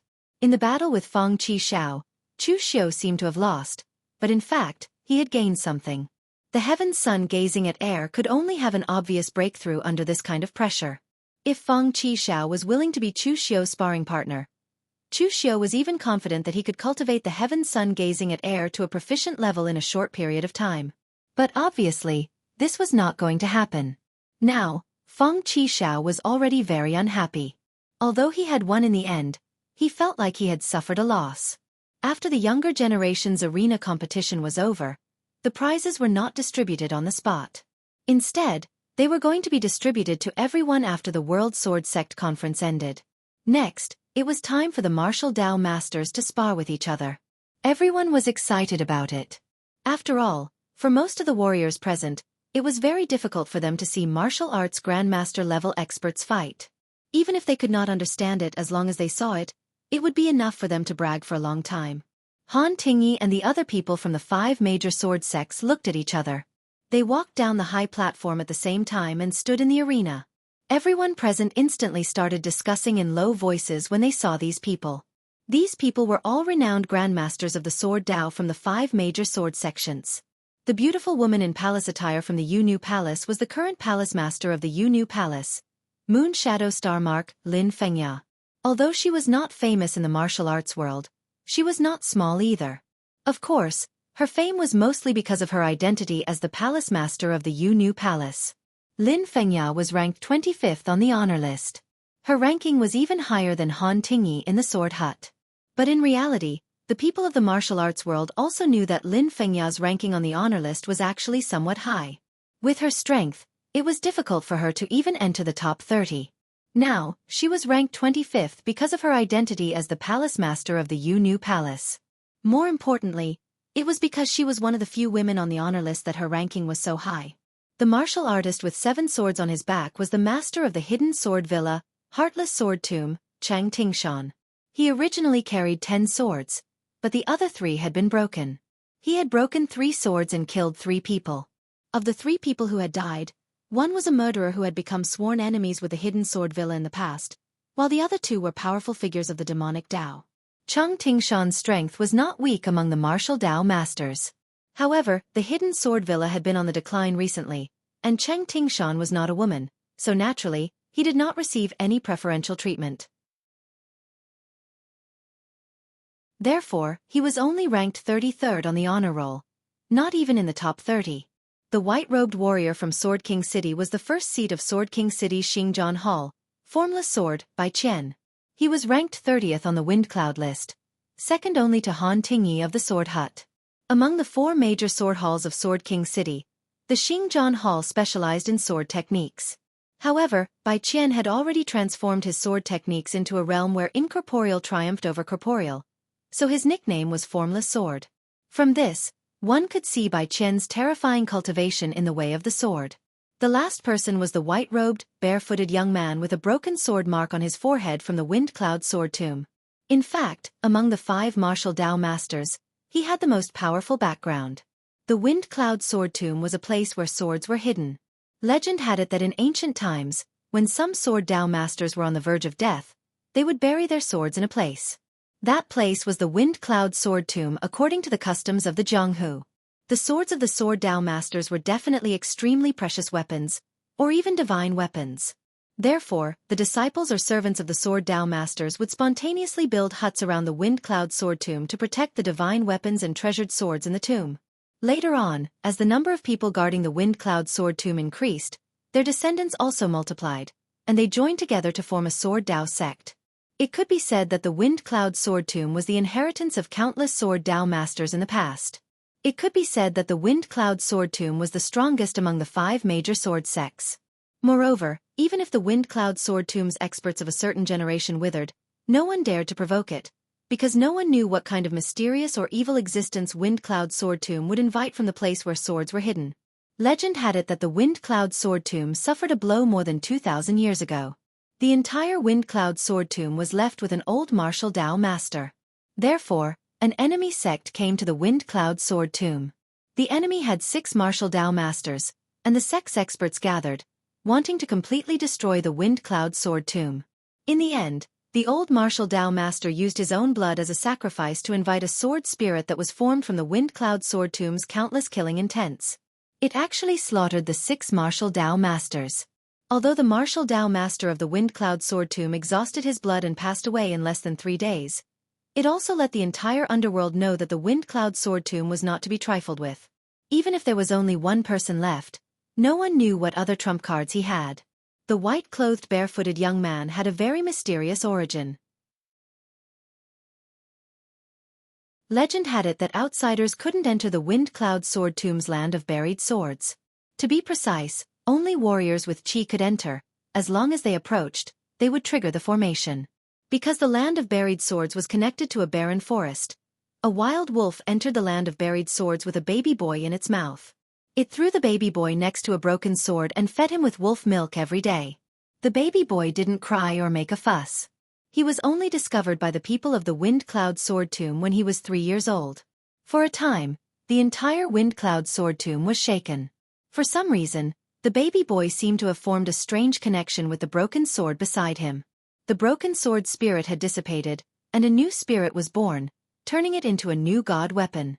Later, the baby was raised by the Wind Cloud Sword Tomb and accepted as a disciple. Even the deceased previous leader of the Wind Cloud Sword Tomb, the old sword god Guillemot, took him as a disciple and taught him swordsmanship. Because he didn't have parents and didn't even know what his surname was, Guillermo named him Yanji because the broken sword that accompanied him was called Yanji. Yanji also became the most special existence in the Wind Cloud Sword Tomb. He was born with a god weapon, and that god weapon was connected to his flesh and blood. When he cultivated to the unity of heaven and man realm, the god weapon could fuse with his body. No matter how long he lived, he could guarantee that he wouldn't age. It was very miraculous. Yanji was ranked 23rd on the Wind Cloud Sword Tomb, but everyone in the underworld said that Yanji's ranking was definitely higher than that. He didn't fight many times, but every time he did, he would easily defeat his opponents. Under the broken sword, there was no one who survived. Among the 5 people present, Yanji could be said to be the strongest and the most unfathomable. If there were no accidents, the champion of this arena competition should be Yanji. However, although the 5 of them were going to compete on the arena, those who were familiar with the inside story knew that they were just putting on a show for the Devil Dao. The Good Fortune Heavenly Demon flag didn't have much meaning to the 5 great sword sects. They wouldn't fight to the death for this thing. The only goal of the 5 of them going on the arena was to lure the Devil Dao to attack.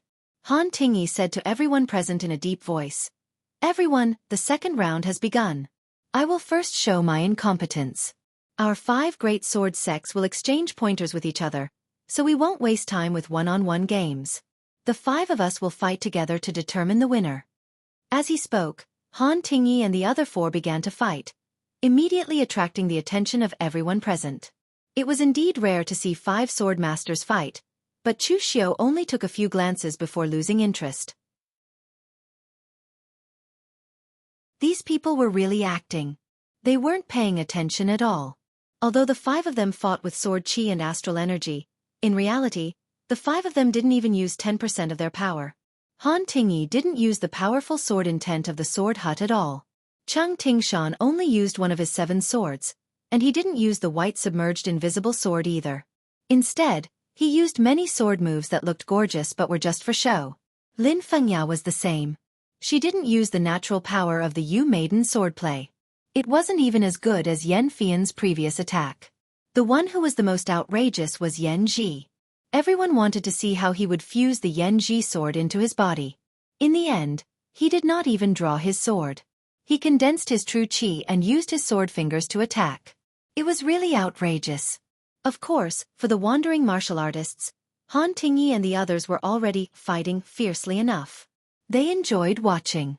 After about 2 hours of chaotic fighting, the 5 of them finally decided the winner. The final winner was actually Cheng Tingshan of the Hidden Sword Villa. Seeing this result, everyone present curled their lips. They really didn't pay attention. How could such a result come out?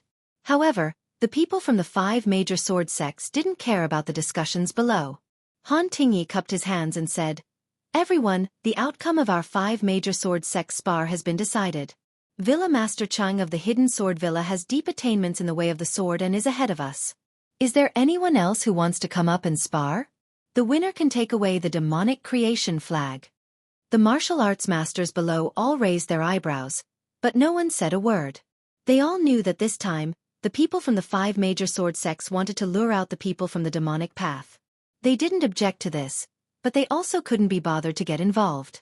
So naturally, no one spoke at this time. However, at this time, a hoarse old voice came from below. "Can your 5 major sword sects act any more fake?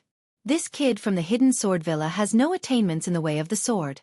He carries so many swords all day like a peacock spreading its tail. Doesn't he know that the more cocky a person is, the faster they die? Who is 10 Directions Divine Sword, Cheng Nanbei to you? Is he your grandfather or your great-grandfather? That old guy also likes to carry 10 swords on his back and run around in the pugilistic world. In the end, I broke his neck and broke 9 of his swords. The remaining one looked good, so I made it into a door bolt. It's still hanging on the door of my cottage." Chapter 396. As the hoarse old voice rang out, a young man in white with a jade-like face walked out from the crowd, gently fanning himself with a folding fan. However, his steps did not seem like that of a young man, but more like that of an old man. Han Tingyi and the others immediately became serious. He was finally here. However, Chang Tingshan's expression was ugly because this man was insulting their hidden sword mountain villa. Chang Nanbei was not his grandfather, nor was he his great-grandfather. Instead, he was an ancestor of the hidden sword mountain villa's Chang clan. He was someone of the same generation as his great-grandfather, but he was killed by the demonic Dao in his early years. However, that was more than 200 years ago, and Chang Tingshan was only in his 50s. At that time, even his father hadn't been born yet. Chang Tingshan had only occasionally seen a description of it in the family tree. How could he remember it so clearly? However, this man in front of him said that he was the one who killed his ancestor. Didn't that mean that this man had lived for at least 200 years? Who was this man? Chang Tingshan thought about it and suddenly thought of something. He suddenly shouted in shock, "Jade Face Heavenly Demon! You're Jade Face Heavenly Demon, Wei Shuya. You're not dead yet." As soon as this was said, the crowd immediately went into an uproar. Although more than 200 years had passed, the reputation of the Nine Mountains' 5 great demons was still very famous. Wei Shuya twisted his neck. His appearance changed from that of a handsome young man to that of an old man with a face full of wrinkles. "Tiske tisk. It's not easy. I didn't expect someone to still remember me. It seems that your hidden Sword Mountain villa still holds a grudge. Could it be that you've been thinking about how to kill me all these years?" Han Tingyi and the others all frowned. It seemed that they had really provoked the demonic Dao this time. Even an old demonic Dao monster like Wei Shuya had come out. On the other side, Chang Tingshan's eyes revealed a hint of coldness. He said, "The people of my hidden Sword Mountain villa will not die in vain. All these years, my hidden Sword Mountain villa did not make a move because we thought you were dead. I didn't expect you to still be alive. However, it's a pity that you could have continued to live for a while. In the end, you voluntarily jumped out to die. You can't blame me for this." As soon as he finished speaking, the 5 long swords behind Chang Tingshan were unsheathed at the same time. Violent earth energy gathered on the swords, forming a sword formation that enveloped Wei Shuya. At the same time, Chang Tingshan held a long sword in each of his hands. He used 2 sword techniques at the same time and attacked Wei Shuya. In the past, the Nine Mountains' 5 great sky fiends were indeed famous. Even the hidden sword villa's ancestor had died at Wei Shuya's hands. However, when Chang Tingshan faced Wei Shuya, he was still confident that he could defeat him. The reason was simple. Wei Shuya was old. In the Jianghu, it was not the case that the older one was the stronger one would be. If that was the case, then everyone should stop fighting and find a place to go into seclusion. Let's see who lived the longest and who would be the king of the Jianghu. No matter how arrogant you were in the pugilistic world, you couldn't resist the ravages of time. Chang Tingshan was only in his 50s at the moment. For a martial Dao master, he was in the prime of his life, when his qi and blood were at their strongest. What about Wei Shuya? He was already old, completely old. In fact, even if Wei Shuya didn't attack him after a while, he would probably die of old age. There was no need for Chang Tingshan to be afraid of such an old thing with declining qi and blood. However, before his sword formation could land, he saw Wei Shuya yawn lightly. However, this yawn was like a demonic sound piercing through the ears. A huge sound wave suddenly erupted, taking away one's soul. Almost in the blink of an eye, the sword formation that Chang Tingshan had set up was completely destroyed. Chang Tingshan's eyes revealed a look of horror. This old thing was already more than 200 years old. How could he still be so powerful? However, before he could react, he saw Wei Shuya stretch out a hand and suddenly press down. In an instant, the surrounding qi of heaven and earth all turned into monstrous demonic qi, condensing into a giant hand that was hundreds of feet long. It was like a mountain with 5 fingers, crushing down on Chang Tingshan. Demonic devouring myriad worlds, sky-covering palm. Before the palm energy landed, Chang Tingshan had already spat out a mouthful of blood from the terrifying pressure. A few days ago at the Bone Tree Villa, Wei Shuya had also attacked Mountain Ghost. However, Mountain Ghost was a member of the moon-worshipping cult after all. The bright demons and the hidden demons were still preparing to join forces. Of course, they would not fall out with each other. Therefore, Wei Shuya still held back when he attacked. He only taught Mountain Ghost a little and did not go all out. However, it was different against Chang Tingshan now. Wei Shuya was going to kill him. At that moment, Chung Tingshan looked at the giant demonic chi hand in shock and said hoarsely, "True fire spirit refinement. You actually broke through to the true fire spirit refinement." It was not easy to step into the martial Dao Grandmaster realm, but breaking through to the true fire spirit refinement was even more difficult. Back when Wei Shuya was still at his peak, he had not even reached the true fire spirit refinement. Now that Wei Shuya was old and had basically no chance of advancing further, how did he reach his current realm? However, there was no time for Chung Tingshan to think at this moment. If the palm landed, he would probably be seriously injured even if he did not die. At that moment, Han Tingyi and the others who were standing behind Chung Tingshan also came to his rescue in time. After all, they were all standing on the same side. Han Tingyi unsheathed the long sword in his hand with one hand. The seemingly ordinary redwood scabbard hid a dazzling long sword, the vacant sword. As Han Tingyi unsheathed the vacant sword in his hand, all the power in the world condensed into sword momentum and met Wei Shuya's palm. At that moment, he slashed out with his sword, which was also the world. The white-clothed, barefooted Yan Ji extended his index finger and pointed it between his eyebrows. The golden broken sword mark shone brightly and a golden broken sword materialized from illusion and emerged from within Yan Ji's body. As he pointed his finger forward, the broken sword whizzed towards the demonic palm in mid-air. However, the golden broken sword was surrounded by a terrifyingly powerful sword aura.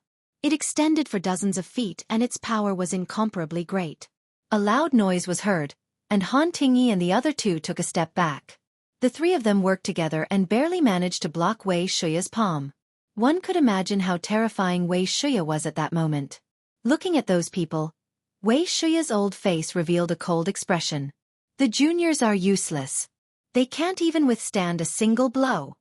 To the others present, Han Tingyi and the others were seniors in the pugilistic world and unattainable martial Dao masters. However, to an old antique like Wei Shuya, they were genuine juniors. After all, when he was dominating the pugilistic world, these people were not even born yet. However, at that moment, a majestic voice suddenly sounded. Wei Shuya, you said that they can't withstand a single blow. How about I do it now? I heard that you have the best relationship with the Crimson Blood Demon among the 5 Sky Fiends of Ninth Sky Mountain. I didn't believe it at first. When I destroyed Ninth Sky Mountain, I wanted to kill you. However, the Crimson Blood Demon risked his life to stop me. He didn't retreat even after I killed 9 of his blood goo avatars. In the end, I shattered his heart meridian with my sword and bought you time to escape. Otherwise, do you think you would still be alive today? Do you think you can show off your power in front of the 5 major sword sects? The Crimson Blood Demon used his life to buy you a chance to live, but you didn't cherish it. What? Have you finally lived enough? As the voice faded, an old man in a golden python robe walked down from the high platform. He had a long sword hanging from his waist, which was as red as fire. What was shocking was that his feet were completely suspended in the air, as if there were invisible steps below him. This move was called the Sky Suspension Ladder. In fact, most warriors at the Unity of Heaven and Man realm could do it.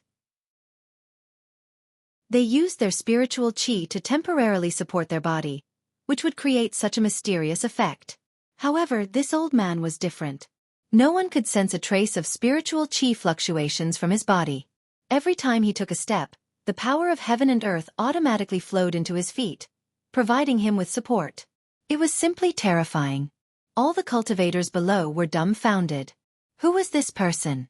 However, from the tone of this person, it was obvious that he was an older expert from the same generation as Wei Shuya.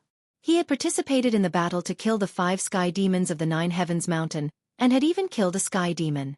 Among the young warriors present, they naturally paid attention to the Longhu list. They had naturally heard of the Fengyun list, but they really didn't know much about these things that happened hundreds of years ago. However, grandmasters like Xiaofan were very familiar with the matters of the Zhonghu. Almost instantly, they guessed the identity of this old man. They said in shock, "It's the king of Jiannan, Du Gu Li." Du Gu Li's nickname was the king of Jiannan. This king was not an honorific title like Sword Venerable or Sword Saint. He was indeed a king in the past. 200 years ago, other than the northern Yan, western Chu, and eastern Qi, there were some small countries, such as the Wei Kingdom, which was the predecessor of the Wei County. Du Gu Li was a king in the state of Liang. He was even the elder brother of the emperor of the state of Liang. Back then, Du Guli was actually the crown prince of the state of Liang. However, he was obsessed with swordsmanship. He gave up the position of crown prince to his younger brother and became an idle king to practice swordsmanship. He even traveled the Jianghu to seek advice from swordsmanship experts. Later on, Du Guli joined the Sword King city to practice swordsmanship in seclusion. He was once the first seat of the Sword King city's combat sword hall. Later on, he became an elder of the Sword King city. However, after the state of Liang was destroyed by the Northern Yan, Du Guli became a loner. He even went to the Northern Yan royal family to seek revenge. He single-handedly slaughtered the Northern Yan army, one of the 5 armies of the state of Northern Yan. He killed several generals of the Northern Yan army. In the end, he was seriously injured by an expert of the Northern Yan army and fled. Du Guli was quite famous 200 years ago. One could even say that he was a fanatic. If it was anyone else, even if their own country was destroyed by the Northern Yan, they wouldn't have the guts to challenge the Northern Yan dynasty. Even if the entire Sword King city came, it would be useless. However, Du Guli dared to single-handedly kill his way to the Northern Yan kingdom to seek revenge. Not many people had this kind of courage.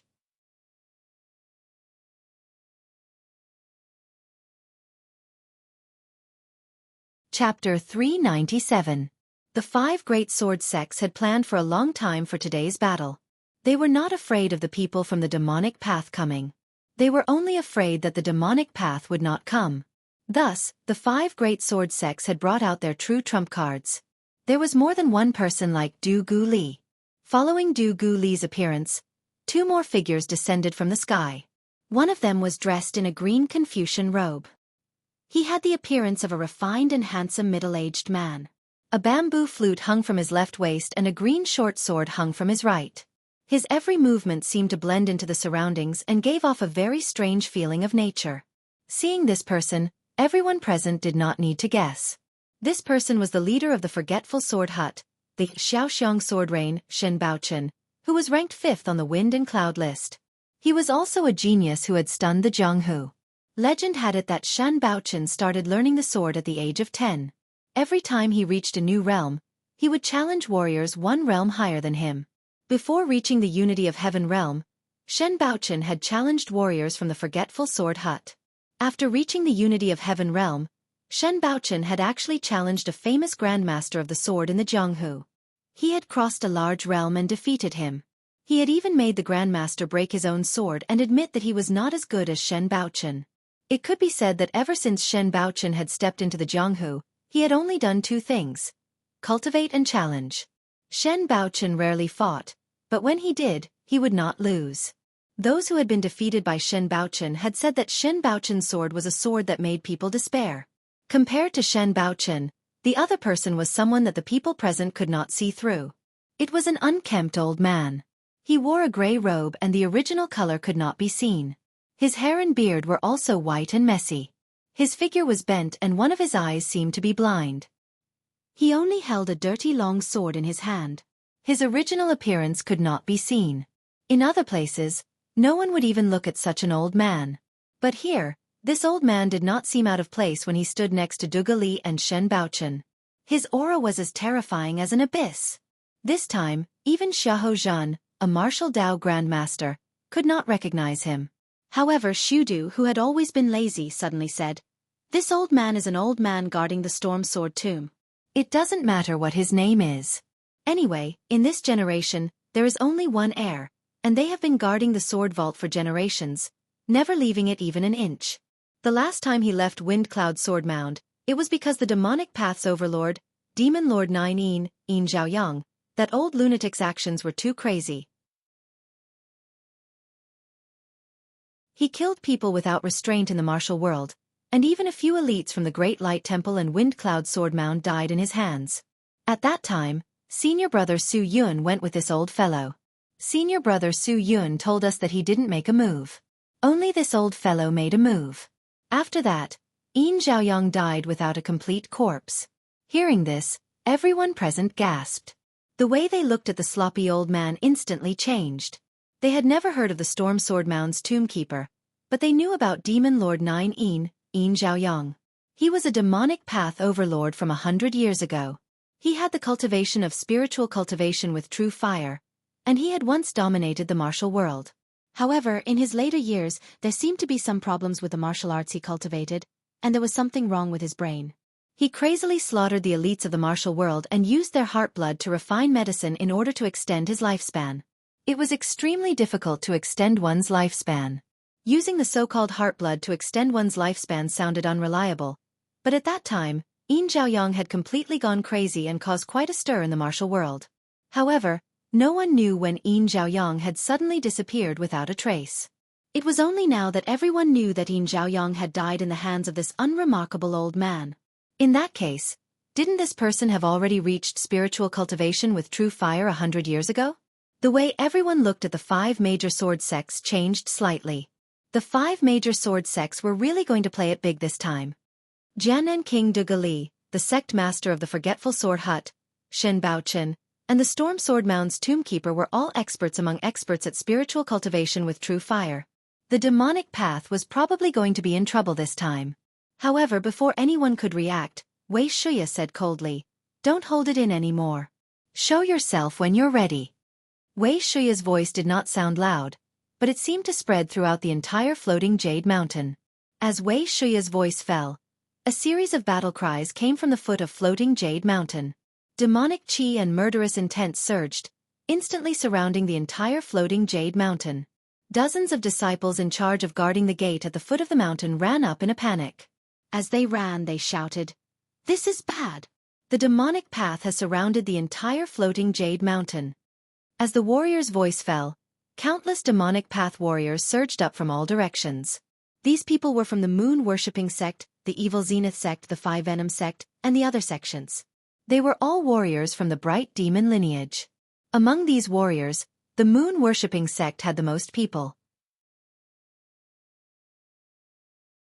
After all, in the eyes of most demonic path warriors, the moon-worshipping sect represented the #1 sect of the demonic path. Among the group of people from the moon-worshipping sect, a man shrouded in a black robe stepped through the air. He stepped through the crowd and stood beside Wei Shuya. This mysterious black-robed man wore a golden jade dragon crown on his head. His black robe was also embroidered with strange golden runes. He stood with his hands behind his back, and an ancient and desolate aura emanated from him. It's the East Monarch Tai of the moon-worshipping sect's 9 great god magi. Everyone's expressions changed slightly. This person was definitely one of the top 3 figures in the moon-worshipping sect. The ranking of the moon-worshipping sect had always been based on the sect leader, the high priest, and the saintess. The 9 great divine magispriests could only be ranked behind them. However, this generation's saintess was still young and had yet to mature. Eastern Emperor Tai's strength could be said to be amazing. He was even able to compete with the high priest in the moon-worshipping sect. Therefore, his status was probably the highest among all the Eastern Emperor Tai's in history. At this time, on the moon-worshipping sect side, a woman shrouded in a black veil was dancing. Her figure was graceful and exquisite. Although her face was also covered by a black veil, it could not hide her extremely charming charm. However, although her dance was beautiful, the things under her feet made people's scalps go numb. They were densely packed, and countless goo insects danced to her rhythm. Moon-worshipping sect saintess. Everyone present almost instantly recognized this woman's identity. Among the 4 great beauties of the martial arts world, the righteous path had Yen Fian, the cloud sword fairy of the Yu Palace, while the demonic path had moon-worshipping sect saintess as the most famous. But the strange thing was that the people of the martial arts world had never seen what this saintess looked like. They did not even know how old she was because those who had seen her true appearance were all dead people. But even so, the people of the martial arts world were sure that the appearance of moon-worshipping sect saintess must be extremely beautiful. The reason was very simple. The moon-worshipping sect saintess had to be extremely talented in order to be able to take on the role. At this time, around the moon-worshipping sect saintess, 6 of the 9 great divine magispriests of the moon-worshipping sect had come. 6 powerful martial arts masters were enough to make people breathless.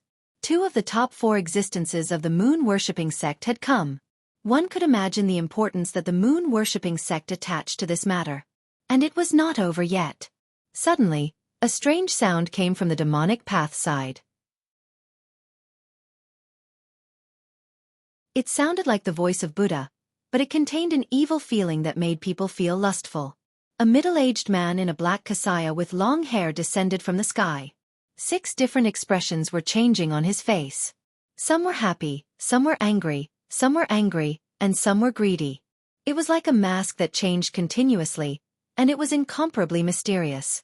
Seeing this person, the expressions of Su Du and Su Yen from the Great Light Temple turned serious. This person was the sect leader of the 6th demon sect, Mara-e Bueshuan. In terms of reputation, the 6th demon sect on the isolated island in Hainan was not very famous.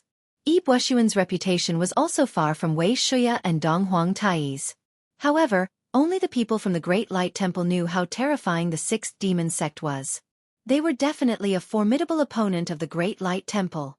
Apart from these few powerhouses, the demonic path had come in full force.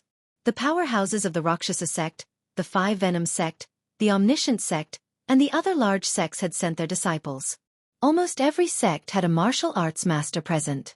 There were dozens of martial arts masters on both sides, as well as several powerful existences at the true fire spirit refinement realm. The entire floating jade mountain was like gunpowder that could be ignited by a single spark. Shen Baochen looked at Donghuang Tai and the others and said calmly, "The demonic path really thinks highly of our 5 major sword sections. They actually sent so many people. Why don't I see Yi Xiaonan? He's an old friend. This time, I want to experience his heaven-mending sutra." Donghuang Tai said in a low voice, "You don't have the right to see the sect leader. If you want to experience the heaven-mending sutra, you'll have to risk your life to experience it. Shen Baochen, I'll only ask you one thing today.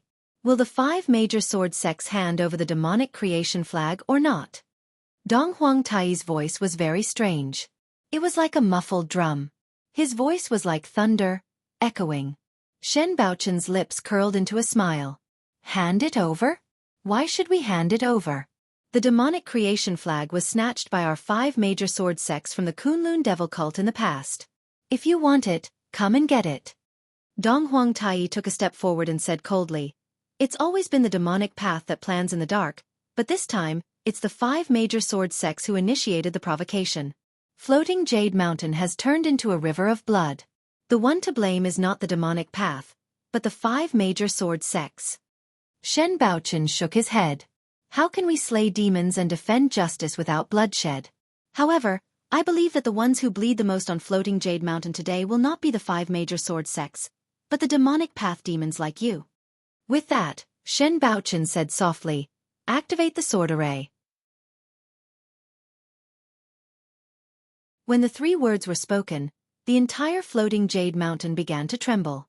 Instantly, multicolored light shone brightly, and sword chi surged into the sky.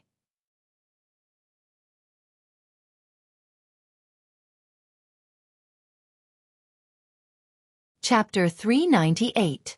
The 5 major sword sects had teamed up to plot against the demonic cultivators. Even if Yi Xiaonan was here, the 5 major sword sects would have more trump cards waiting for them, let alone Yi Xiaonan. As Shen Baochen's voice fell, the entire Floating Jade Mountain was covered in dense array patterns. The strangest thing was that long swords rose into the air. There were tens of thousands of them, and the weakest one of them was a precious weapon. This was Storm Sword Tomb's Immortal Execution Myriad Swords Array. It was called Immortal Execution, but now it was used to suppress the demons. The 5 major sword sects had put in a lot of effort for this. The tens of thousands of precious weapons were almost all gathered by Hidden Sword Villa and Storm Sword Tomb. After all, these 2 sects had the most precious weapons and long swords. When the Immortal Execution Myriad Swords Array was activated, the demonic cultivators near the edge immediately wailed and were immediately killed. In mid-air, the long swords fell like meteors, killing and dismembering the demonic cultivators one by one. When he saw this, Wei Shuya shouted, "Attack!" As Wei Shuya's voice fell, the hidden Devil Clan cultivators who were originally hidden in the crowd, such as Mr. Liu, all revealed themselves and began to attack the people from the 5 major sword sects. In an instant, they dealt a devastating blow to the cultivators from the 5 major sword sects. In fact, the people from the 5 major sword sects had long been on guard. They also knew that the phaseless demon sect cultivators were good at concealment, and they were most likely hidden in the crowd. However, the people from the 5 major sword sects did not expect that there would be so many people hidden. With the help of the phaseless demon sect, the other hidden devil clan cultivators also disguised themselves to the extreme, so that the people from the 5 major sword sects could not discover them. This caused them to suffer losses and suffer significant losses. The old guard from Storm Sword Tomb did not say anything. He slashed out with a dirty long sword in his hand, bringing with it a powerful sword light that could cut through the heavens and earth. It was dazzling and almost covered the entire floating jade mountain. Wei Shuya laughed coldly. Demonic qi surged around him, and his palm covered the sky. He grabbed the sword light and tore it apart. As the two of them fought, Dong Huangtai and Yi Buoxuan also fought with Duge Li and Shen Baochen respectively. Dong Huangtai didn't have a weapon, but his wide sleeve seemed to be able to cover the sky and contain everything, devouring all of Duge Li's sword aura. Moreover, Dong Huangtai's own cultivation method was very special. It was not a pure demonic cultivation method. Instead, it was mixed with a strand of divinity, just like Chu Xiu's 3 blades of Avicii, which had been cultivated to the extreme. As Dong Huangtai pushed his cultivation method to its limits, the illusory figure of a 100-meter-tall demon god appeared behind him. It had no legs, but its body was huge and its arms were long and narrow. The body condensed from black demonic energy had a pair of deep golden eyes. As the golden light shone, whether it was the power of the world or Duge Li's powerful sword qi, they were all destroyed. As soon as they started fighting, Dong Huangtai had already started to suppress Duge Li. This scene shocked everyone on the scene. The current East Emperor Tai was known as the most powerful among all divine Magispriests, and he was strong enough to stand shoulder to shoulder with the High Priest. Now, it seemed that he deserved his reputation. On the other side, Mara Yi Buoxuan was also fighting Shen Baochen with great intensity. The 6th demon sect was far away on an isolated island in Hainan and kept a low profile. They rarely involved themselves with matters related to the Central Plains warriors, so some of the warriors present did not know much about the 6th demon sect. This included Shen Baochen, who was also fighting a warrior from the 6th demon sect for the first time. The demonic energy around Yi Buoxuan surged, and wisps of mysterious aura burst forth. He did not fight Shen Baochen head-on at all. He formed a seal with his hands, and the 4 heavens, Wang Tian, Lili Tian, Yama Tian, Tusita Tian, Huala Tian, and Mahasvara Tian appeared. The 6 heavens of the Desire Realm surrounded Shen Baochen, and they seemed real and illusory at the same time. If Shen Baochen did not pay attention, he would be pulled into them. Although Shen Baochen's cultivation in the way of the sword and his unswerving determination would not cause him to fall into them, he still could not find a way to completely break out of the 6 heavens of the Desire Realm. This made him feel very depressed. The 6 powerful existences in the true fire spirit refinement realm were fighting, and it seemed that the 5 major sword sects were at a disadvantage. Wei Shuya fought head-on with the elder of the Wind Cloud Sword Tomb, and the fight was spectacular.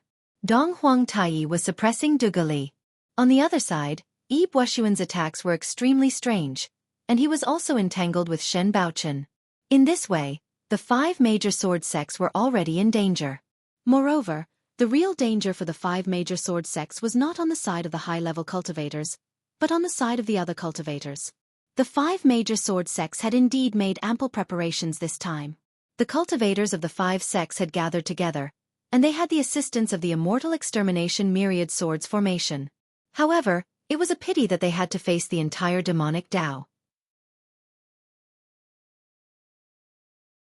There was the extremely powerful moon-worshipping cult, and the low-key but powerful 6 demon sect, as well as the evil extreme sect, 5 poison cult, Rakshasa sect, and other demonic Dao sections. Although these sects did not turn out in full force, each sect had used more than half of their strength, and their power could be said to be astonishing. Moreover, the hidden devil lineage was not weak either. Although they were few in number, they grouped together in 2s and 3s, and used all kinds of strange methods to secretly attack and kill the cultivators of the 5 major sword sects. There were many vicious and merciless demonic Dao villains in the hidden devil lineage. In the past, they would still keep a low profile and endure, but now, they all emerged and began to wantonly kill. Among them, the most outstanding performance was from the moon-worshipping cult. Although the hidden devil lineage did not admit it, among all the demonic Dao sects, there was indeed no demonic Dao sect that could compare to the moon-worshipping cult. And the moon-worshipping cult was the only existence in the demonic Dao that could compete with the Buddhist and Taoist lineages. The saintess of the moon-worshipping cult danced her graceful body. She wore a small silver bell on her wrist, and held an exquisite jade drum in her hand. As she danced and beat it, it produced strange syllables. After hearing the sound, the goo insects around her became even more bloodthirsty and ferocious. Even the cultivators at the Unity of Heaven and Man realm could not resist, and were instantly gnawed into a pile of white bones. There was a martial Dao grandmaster who wanted to deal with the saintess of the moon-worshipping cult first, but she was surrounded by the 6 god magispriests of the moon-worshipping cult. Those were 6 martial Dao grandmasters. Among the 5 major sword sects, the Hidden Sword Villa and the Yu Palace, which were the weakest, did not even have 6 martial Dao grandmasters. How could they fight? The more they fought, the uglier the expressions of the people from the 5 major sword sects became. They had still underestimated the demonic Dao. They had miscalculated. In recent years, the demonic Dao had been suppressed. Other than the powerful sects like the moon-worshipping cult, which could be more at ease, and the sects that were far away from the central plains like the 6 demon sect, which could be more relaxed, the other demonic Dao sects had to tuck their tails between their legs and behave. Sects like the extreme evil sect and the 5 poison sect usually kept a low profile, and the demonic Dao villains of the hidden devil lineage also acted cautiously. Usually, they did not dare to surface at all. Only the scale of the phaseless demon sect dared to come out and cause trouble in the dark. Therefore, the performance of the demonic Dao gave the 5 major sword sects an illusion that the demonic Dao was very weak. It was really weak to the extreme. In the end, the 5 major sword sects realized that a starving camel was still bigger than a horse. When the demonic Dao was really forced into a corner, the powerful strength that they revealed was still shocking.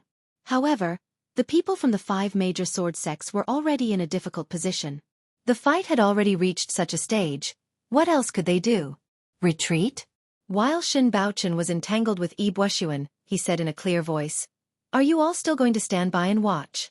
The demonic Dao has already become so powerful. Do you all still want to watch another Kunlun devil cult appear in the underworld?"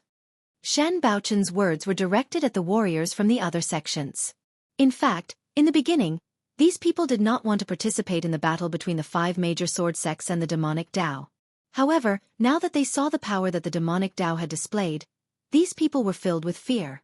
They did not believe Shen Baochen's words about another Kunlun devil cult appearing. How could the Kunlun devil cult appear so easily? However, the might displayed by the demonic lineage had indeed exceeded their imagination. It was time to suppress them a little. The battle of orthodoxies in the underworld had always been cruel. The Buddhist and Taoist sects had conflicts with each other. The relationship between the 5 major sword sects and the Buddhist and Taoist sects was not very good. However, in general they all had the same label, which was that they were orthodox sections. Therefore, now that the demonic Dao had become so powerful, even if it was not for the sake of exterminating demons and protecting the righteous path, they had to act for their own selfish desires. The Great Light Temple was the first to act. In fact, even if Shen Baochen did not say it, the Great Light Temple was prepared to act. There were 2 reasons.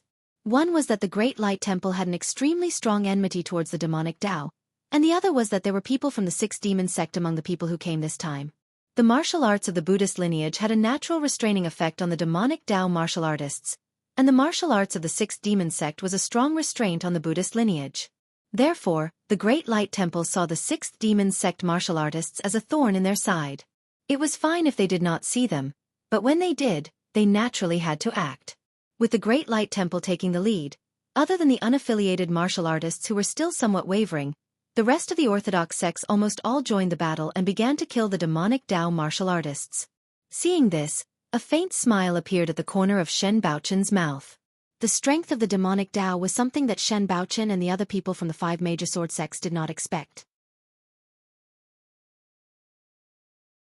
However, since they had acted, they certainly had more than one set of preparations.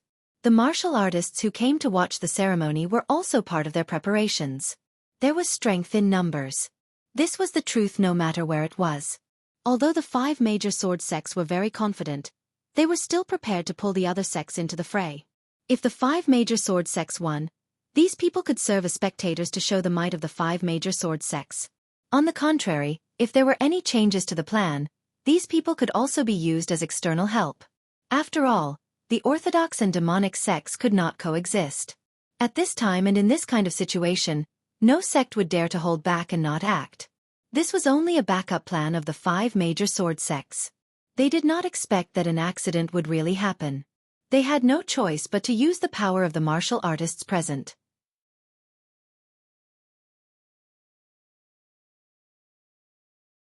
Chapter 399. The process of the World Sword Sect Conference turning into a war between the righteous and demonic sects on floating Jade Mountain was as simple as that. As the other righteous sects attacked, the entire floating Jade Mountain was like a meat grinder. People were being killed almost every second. It was extremely cruel. However, the 5 major sword sects finally managed to turn the tables. However, on the side of the true fire spirit refinement stage powerhouse, Du Guli had been suppressed by Dong Huang Tai to the point where he could barely breathe. The king of Jiannan, Du Guli, was once a powerhouse who dominated the pugilistic world. He was once a madman who dared to attack the northern Yen alone to demand an explanation. The fact that Du Guli was still alive was enough to prove his talent and strength. However, it was a pity that Du Guli had encountered Dong Huang Tai, who was even more talented and stronger than him. The demonic gods, I could destroy all living things. Such an evil martial art was something that Du Guli had no way of dealing with. No matter how strong his sword Dao was, it was destroyed by the Eastern Emperor Tai's demonic god's golden eye. Dong Huang Tai closed in casually. He raised his wide black sleeves and floated in mid-air. As his wide sleeves pressed down, it was as if half a floating Jade Mountain had entered his sleeves. The sky suddenly darkened. Du Guli immediately felt a strong pressure coming from all directions. He had no time to think. The long sword in his hand spun and wisps of golden flames were released. Sword chi burned in the air. Sky-burning sword technique. However, before Du Guli could fully display the sky-burning sword technique, an explosion came from around him. A majestic demonic aura seemed to have appeared out of thin air and pressed him into the ground. The entire floating Jade Mountain trembled and a crack appeared on the mountain. A martial arts grandmaster could split a river with a single sword and shatter a mountain with a single punch. Although it was only a small mountain that was shattered, the power of a martial arts grandmaster was already terrifying enough. The floating Jade Mountain was huge. Even if more than 10 martial Dao masters attacked it together, they would not be able to shatter it. However, now that there were 6 existences at the level of Dong Huang Tai, it did not seem difficult for them to completely shatter the entire floating Jade Mountain. Du Guli, who was smashed into the ground, spat out a mouthful of blood. His eyes were filled with shock. Ever since he had been seriously injured in the northern Yen, Du Guli had rarely fought. Therefore, it had been a long time since he had experienced the taste of being seriously injured. Now, he had finally tasted it again. Dong Huang Tai stepped forward, wanting to kill Du Guli once and for all. However, at that moment, the tomb keeper who had been paying attention to the battle suddenly shouted, "Bring out the abyssal sword!" As soon as he finished speaking, Yan Ji, who had been fighting with the 6th Heavenly Demon Sect's martial artist, immediately retreated. He bit his finger and pressed it against his forehead. In an instant, a golden light bloomed and the ground of the arena beneath him split open. A pitch-black longsword rose from the cracked ground. Although it was called a longsword, the longsword's appearance was very strange. It was like an incomplete sword embryo. The blade and hilt of the sword were both black iron in color. Even the blade was crooked and unsharpened. However, this long sword carried an incomparably ferocious aura. Only the heavens knew how much slaughter this sword had been stained with. This sword was the peerless sword of the Storm Sword Mound, the murderous weapon abyssal. Ranked 6th in the world-famous sword manual, the murderous weapon abyssal. According to the legends, the murderous weapon abyssal wasn't forged by man. Instead, it was born on an island in the North Sea in a bottomless abyss. Its original form was an iron rod made of an unknown material. However, it was extremely sturdy. Not only could it contain any type of chi, but it could also absorb the power of heaven and earth. It could be called a rare treasure. However, ever since this iron rod was brought out, it seemed to have a curse on it. Anyone who possessed it would die a violent death. The iron rod was also stained with countless amounts of blood. Later on, it was obtained by a Grandmaster sword crafting master. That Grandmaster sword crafting master refined it into a sword as if he had obtained a priceless treasure. However, because the material was too sturdy, it was very difficult to refine. That Grandmaster sword crafting master spent a lot of effort to forge it into a sword embryo. However, before he could truly start refining it, that Grandmaster Sword Crafting Master was already killed. However, at this time, although the murderous abyss was still a sword embryo, it had already taken shape.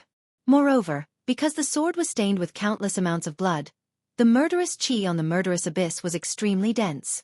Anyone who obtained it would be affected by it and become a madman who only knew how to kill.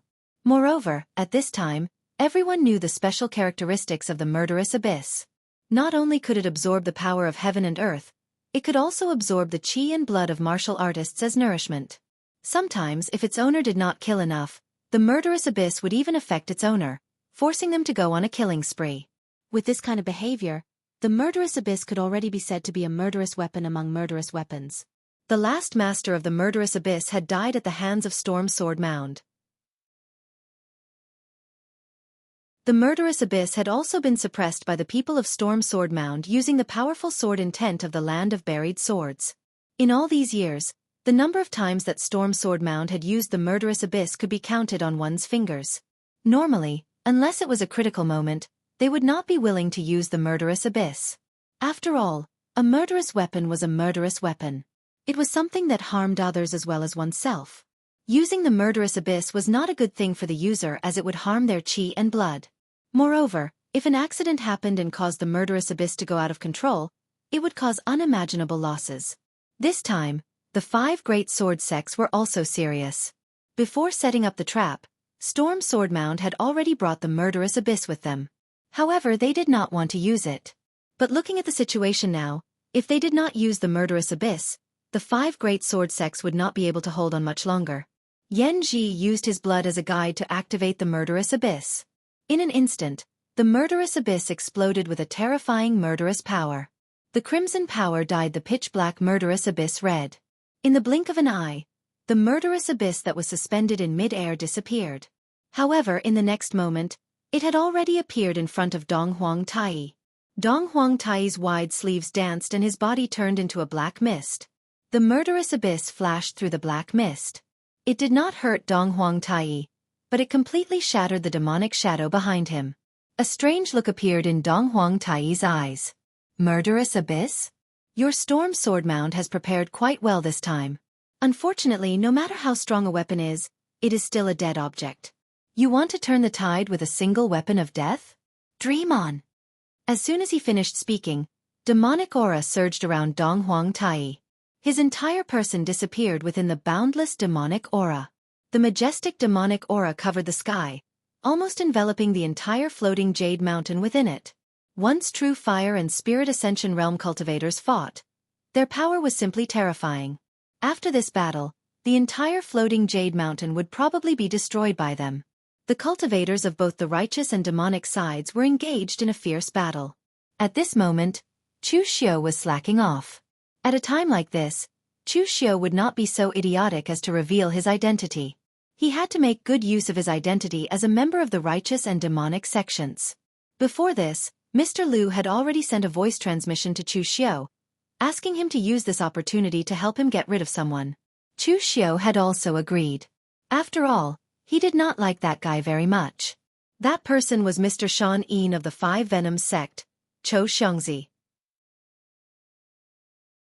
The 5 Venoms sect seemed to have some conflicts with the Phaseless Demon sect, and Cho Xiangzi was also an old enemy of Mr. Liu.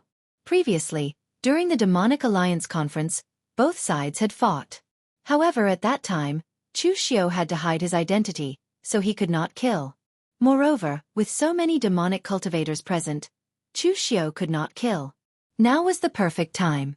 Although right now was the time for the demonic sects to join forces to fight against the righteous sects, and Chu Xiao killing one of his own was somewhat unethical, neither Chu Xiao nor Mr. Liu felt guilty.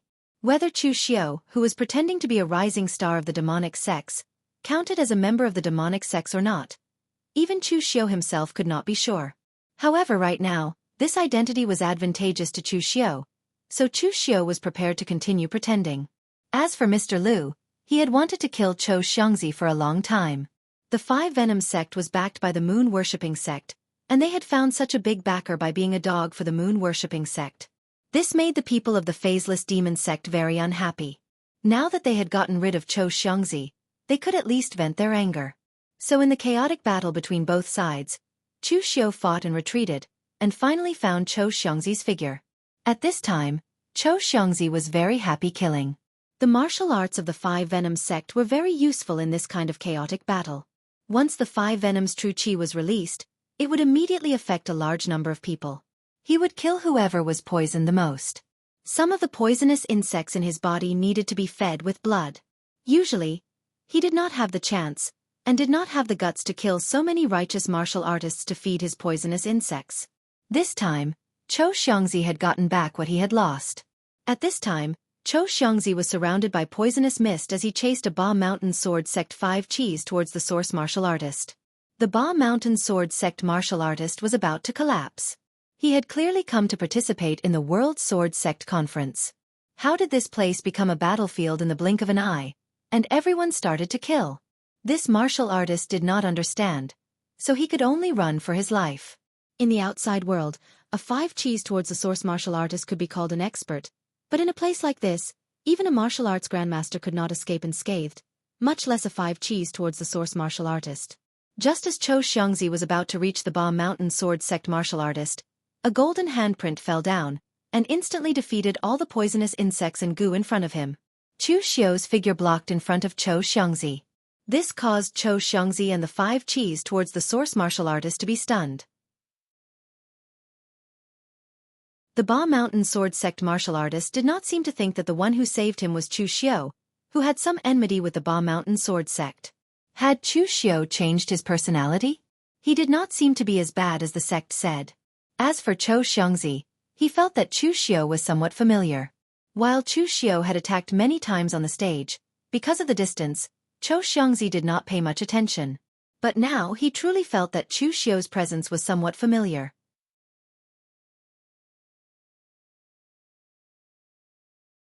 Chapter 400. The Ba Mountain Sword Sect warrior was shocked by Chu Xiu's help. Thinking of how he and the others had wanted to make trouble for Chu Xiu before, the Ba Mountain Sword Sect warrior could not help but feel ashamed. The warrior bowed to Chu Xiu in a grateful and guilty tone. "Thank you, Master Chu, for not holding grudges against us and saving us." Chu Xiu waved his hand and put on a righteous and magnanimous expression.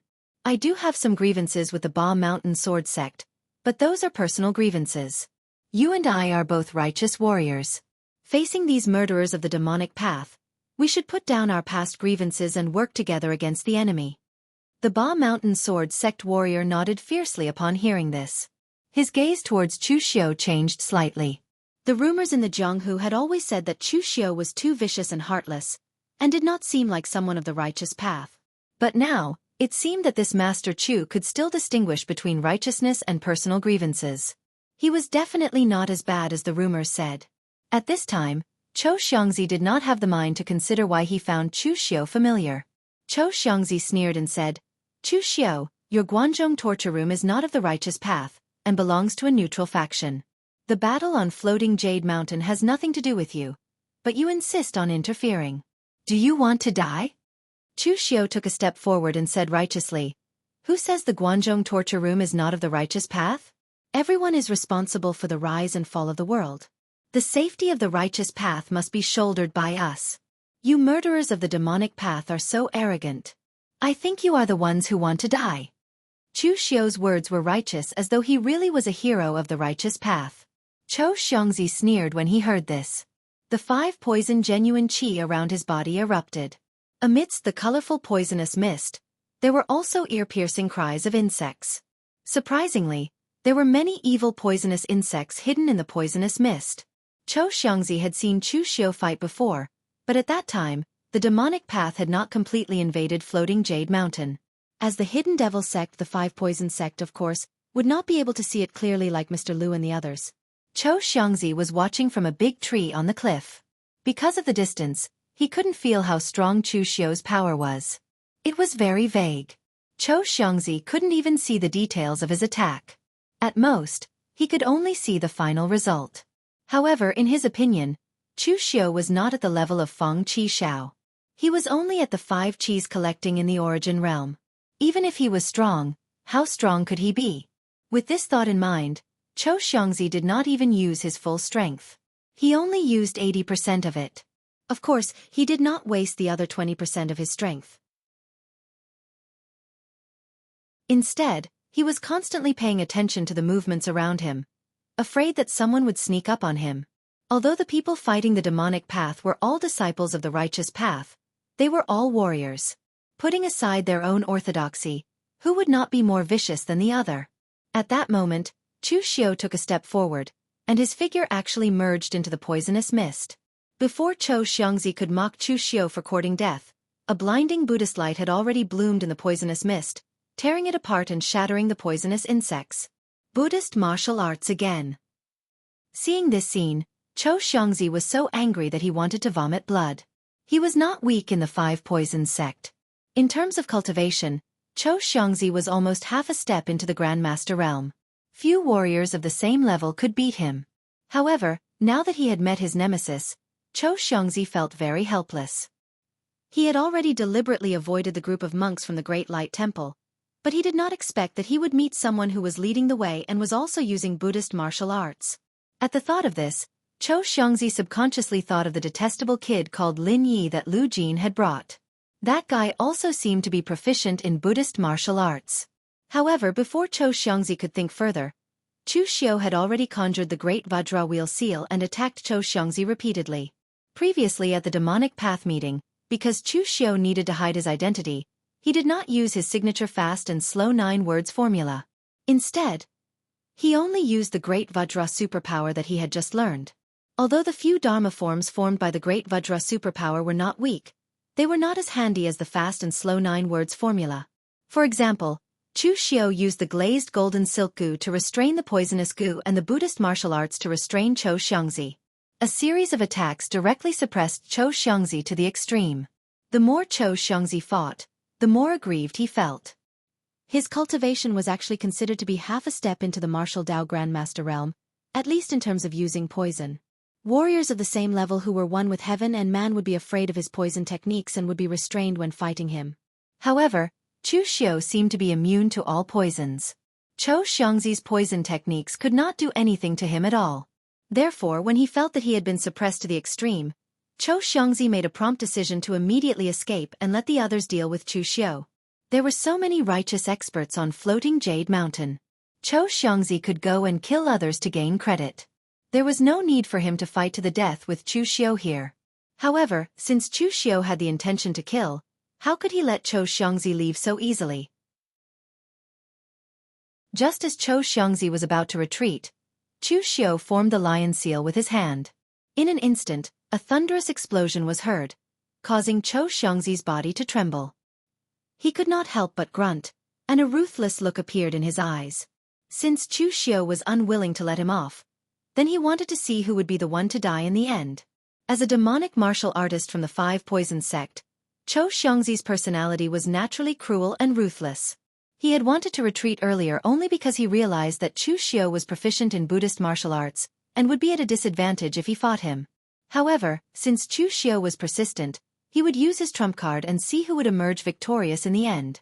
The moment he turned around, Chou Xiangzi blasted out with both palms and a large amount of poisonous fog erupted, meeting Chu Xiao's Great Vajra Wheel Seal. There was an explosion of Buddhist light, and Chou Xiangzi's poisonous fog was completely shattered. However, at this moment, 2 palm-sized golden snakes rushed out of the poisonous fog and attacked Chu Xiao. The 2 palm-sized golden snakes were extremely fast and arrived in front of Chu Xiao in almost an instant. Chu Xiao formed the Dugu seal with his hand, but the strange thing was that the 2 snakes completely ignored Chu Xiao's Gang Qi defense and continued to attack him. Frowning, Chu Xiao raised the heavenly demon dance in his hand as he retreated. However, the astral blade demonic qi had almost no effect on the 2 golden snakes. With 2 clangs, the 2 golden snakes were sent flying by Chu Xiao, but there was only a white mark on their bodies. The attack from a 6th transformation treasure weapon had little effect on them. Chou Xiangzi couldn't help but sneer when he saw this. These 2 golden snakes were a mutated species he found in the mountains of Miaojiang. They were called Little Vajra snakes. They were impervious to Gang Qi and 100 weapons. Although they were not ferocious beasts, they had all kinds of strange powers. However, feeding these little Vajra snakes was too difficult. They only ate bone marrow, and it was the bone marrow of martial artists. The stronger the better. Even if Chou Xiangzi killed people every day, he couldn't afford to feed them. Most of the time, He let the two little Vajra snakes sleep temporarily and only used them at critical moments. Although Cho Xiangzi would have to kill people everywhere to find bone marrow to feed these two little Vajra snakes, it was worth it as long as he could kill Chu Xiu. It must be known that although Chu Xiu was not a big shot of the righteous sex, he was still one of the top 10 elites on the Longhu list. Killing him would be a great credit.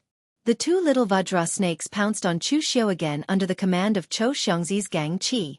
But this time, Chu Xiu did not move. The power of the soul-shifting technique of extinguishing heaven and extinguishing earth erupted. In an instant, the two little Vajra snakes were bleeding from their mouths and noses. They twitched for a while and then stopped moving. These things were not afraid of Gang Qi and were impervious to 100 weapons. Could it be that their mental strength was so strong? Cho Xiangzi's heart was bleeding at the sight of this. Back then, for the sake of these two little Vajra snakes, Cho Xiangzi risked being chased by righteous martial artists to kill them and extract their bone marrow. Only then did he manage to feed them and keep them alive. But now, they both died in the hands of Chu Xiu. Chu Xiu, I will kill you. Cho Xiangzi roared and took the initiative to attack Chu Xiu. However, although Cho Xiangzi was angry, he was not an idiot. He was not good at close combat, so he would not fight to the death with Chu Xiu. After approaching Chu Xiu, a scarlet bloodlight burst out of Cho Xiangzi's sleeve and went straight for Chu Xiu. The scarlet bloodlight looked like sword qi, but upon a closer look, it was actually a ferocious blood-colored centipede the size of a dagger and a foot long. This thing was called the 1,000 Poison Blood Centipede. It was a secret poisonous insect refined by the 5 Poisons Order. It was fed with blood essence and supported by countless poisonous creatures. During this period, the 1,000 Poison Blood Centipede could not die. Although the 1,000 Poison Blood Centipede refined by Cho Xiangzi did not really reach 10,000 kinds of poison, it still had thousands of kinds. Its power was very strong. It could not be said to kill upon contact. The 1,000 Poison Blood Centipede had not been completely refined by Cho Xiangzi. Using it now would affect the growth of the 1,000 Poison Blood Centipede. However, at this moment, he hated Chu Xiu to the extreme, so he couldn't care about anything else. This time he had to kill Chu Xiu. However, before the 1,000 Poison Blood Centipede could reach him, Cho Xiangzi's eyes widened in disbelief. The 1,000 Poison Blood Centipede, which he regarded as his last base, was easily clamped between 2 fingers by Chu Xiu. The ferocious 1,000 Poison Blood Centipede was like a weak little insect in Chu Xiu's hands. It was actually trembling there. As Chu Xiu's fingers moved slightly, the 1,000 Poison Blood Centipede was directly split into 2 by Chu Xiu's Gang Qi. No! Cho Xiangzi roared angrily, but it was too late. It should be said that Cho Xiangzi's decision to use these poisonous creatures and goo worms to deal with Chu Xiu was a mistake. The glazed gold silk goo in Chu Xiu's body had an innate suppressive effect on all kinds of poisonous creatures and goo worms. Unless the goo worm's level was higher than the glazed gold silk goo, these poisonous creatures and goo worms were all trash in front of Chu Xiu.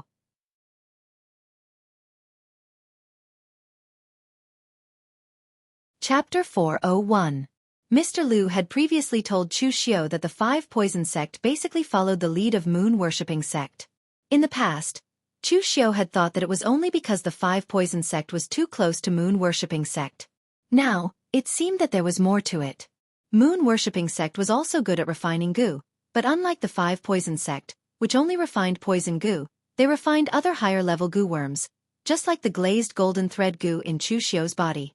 Refining goo was only a branch of moon-worshipping sect's cultivation method, and could only be regarded as a support. The true moon-worshipping sect's martial artists mainly cultivated extremely powerful demonic techniques. So in this way, moon-worshipping sect's martial artists could completely suppress the 5 Poison sect. It was no wonder that the 5 Poison sect was so respectful to moon-worshipping sect. At this time, Chu Xiu was facing Cho Xiangzi in the same way, completely suppressing him to the point where he could not breathe. Cho Xiangzi had completely lost the will to fight, but unfortunately, Chu Xiu did not want to give him another chance to escape. The great Vajra wheel seal came crashing down, and several seals directly hit Cho Xiangzi until he vomited blood. However, the more Cho Xiangzi fought, the more familiar he felt with Chu Xiu. After all, one's appearance could be changed, but a person's habits in battle could not be changed.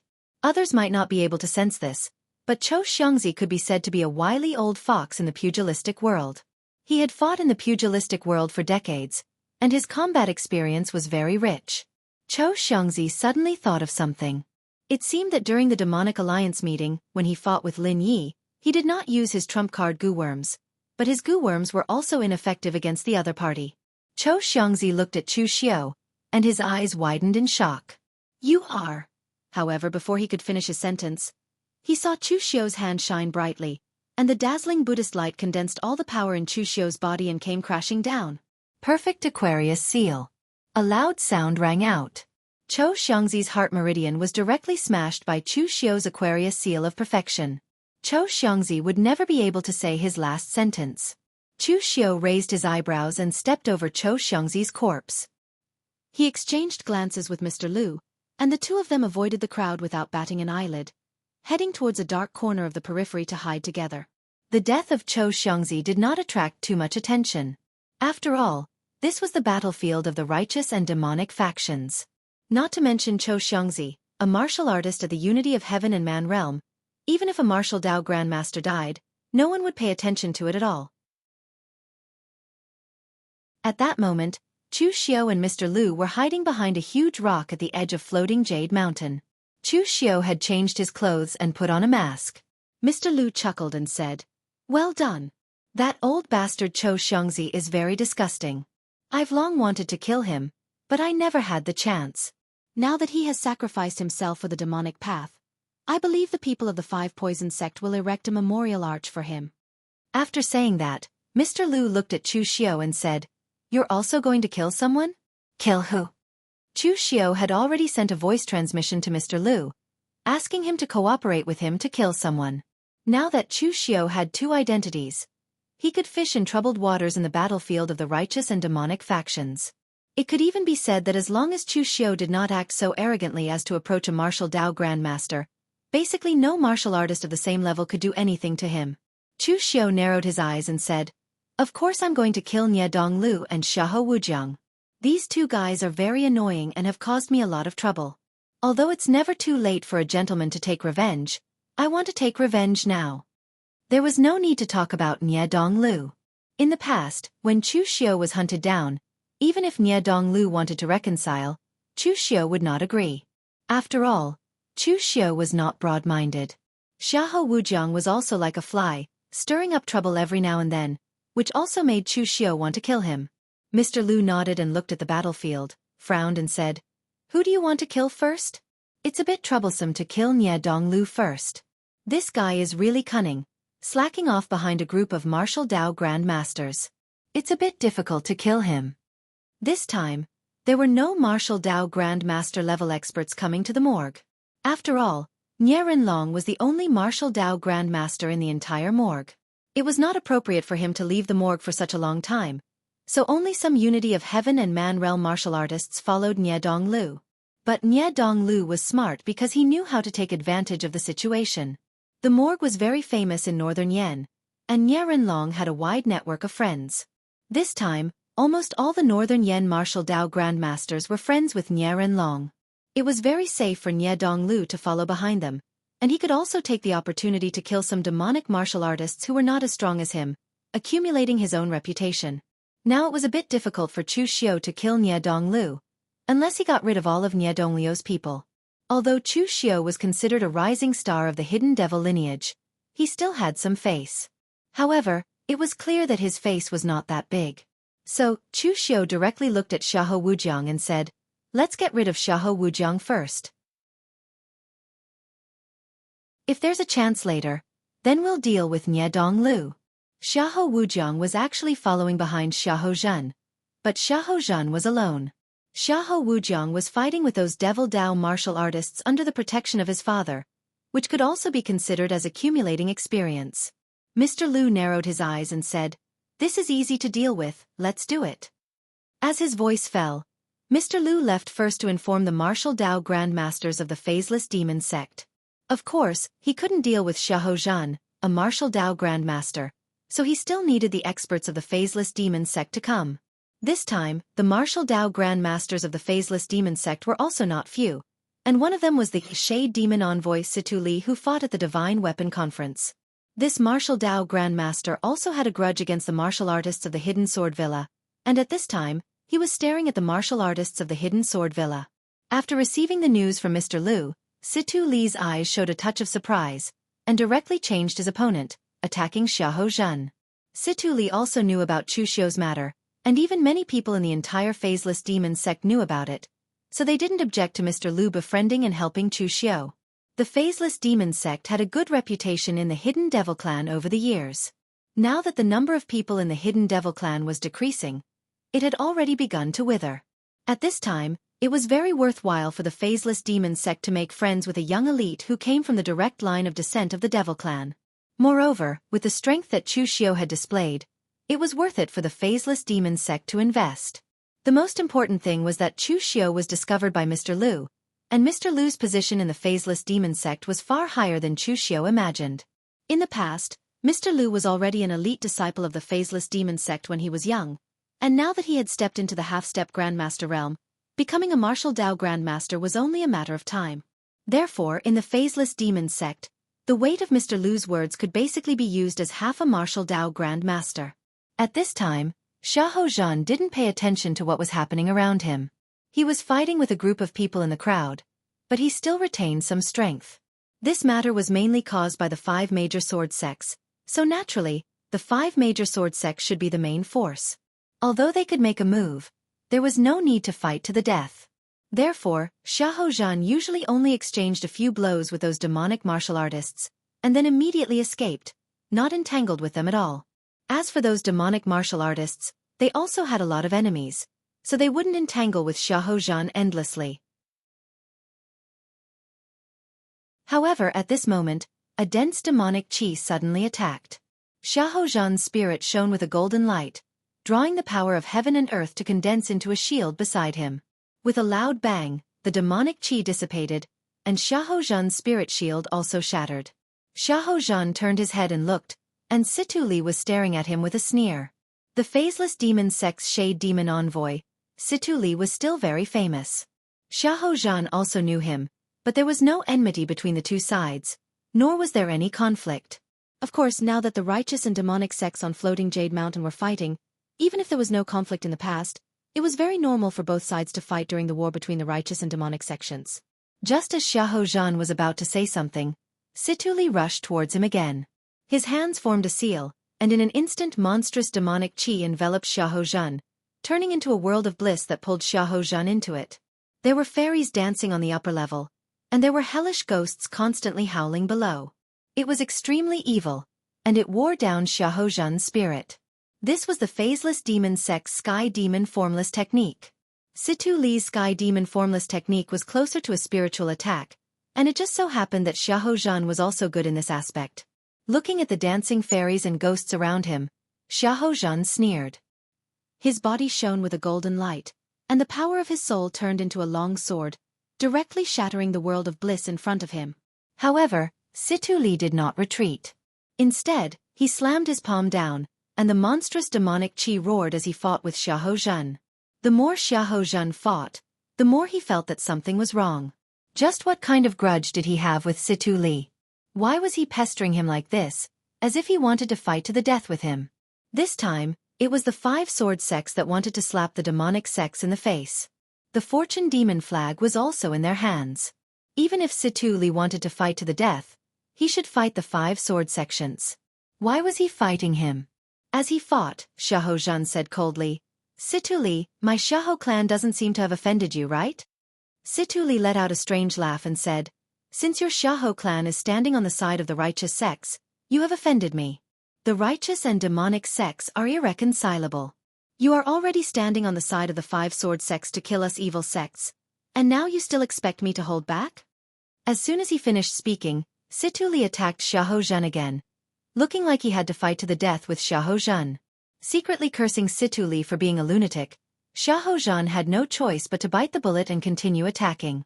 At this time, the masked Chu Xiu appeared behind Xiahou Wujiang. With a cold look in his eyes, he slammed his fist down, and demonic killing intent gathered.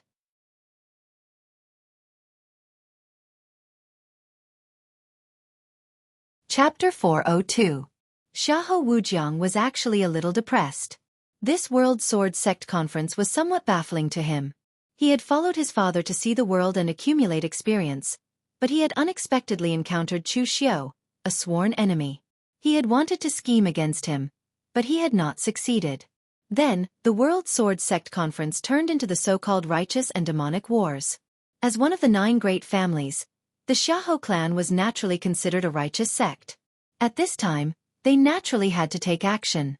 However, Xiahou Wujiang was not in the mood to eliminate demons and defend the righteous path.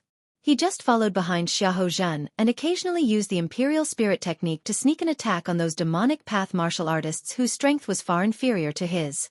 He looked listless. From this point, the gap between Ye Donglu and Xiahou Wujiang could be seen, as well as their attitudes towards certain things. Ye Donglu had also suffered at the hands of Chu Xiao, and he had even been defeated by Chu Xiao in front of everyone, losing face and reputation. But now, this righteous and demonic wars were an opportunity for Ye Donglu. Xiahou Wujiang was leeching off listlessly. Ye Donglu was also leeching off. However, he would put on a show and kill some demonic path warriors. He would also take the initiative to rescue some warriors in danger to build up his reputation. In the past, Ye Dongliu's strength was not as good as Xiahou Wujiang's, but his ranking on the Longhu list was higher than Xiahou Wujiang's. This was one of the reasons. While Xiahou Wujiang was still being a hedonistic son of rich parents, eating, drinking, and having fun, relying solely on his talent to cultivate lazily, Ye Donglu had already begun to accumulate his own reputation. He would not let go of even the smallest matter. At this time, Xiahou Wujiang was still letting his imagination run wild. His father was entangled by the demonic path martial artists, but Xiahou Wujiang was not worried. He believed in Xiahou Zhan's strength. No, he was also subconsciously staying a little further away to avoid being accidentally injured during the fight between martial arts grandmaster-level powerhouses. At this moment, a powerful murderous intent assaulted him from behind, causing Xiahou Wujiang's expression to change. He formed a seal with both hands, and the spiritual energy around him materialized and attached itself to his hand seals. As Xiahou Wujiang's seal fell, it instantly erupted with blinding golden divine light. Only then was he able to block the punch coming from behind him. Turning his head, he saw a black-robed cultivator wearing a black iron mask staring at him. His eyes were bloodshot and filled with killing intent. Xiahou Wujiang frowned. Who was this guy? He had the same point of view as his father. Their Xiahou clan came to the World Sword Sect meet just to be bystanders. They were not prepared to get any benefits, but they did not plan to offend anyone either. However, it was clear that some people didn't think so. Some people were already planning to pester him. However, Xiahou Wujiang was not afraid. The person in front of him only had the strength of the 5 qis collecting in the origin realm. Xiahou Wujiang also had his own pride. No matter what, his strength could be ranked in the top 10 of the Longhu leaderboard. Few cultivators of the same rank could match him. This guy was nothing. However, just as Xiahou Wujiang was about to open his mouth to say something, Chu Xiao did not say anything. He directly punched out. The annihilating heaven and earth obliterating oblivion killing fist was displayed to the extreme by him. The scarlet killing intent seemed to have condensed into a substance as it once again charged towards Xiahou Wujiang. Seeing this scene, Xiahou Wujiang could not help but secretly curse that the person in front of him was crazy. He had the same reaction as his father. Hastily retreating, Xiahou Wujiang formed a seal with his hands, and dazzling golden light erupted from his primordial spirit. Although Xiahou Wujiang could not control the power of the world with the power of his primordial spirit like his father, his cultivation in the spirit control art was strong enough.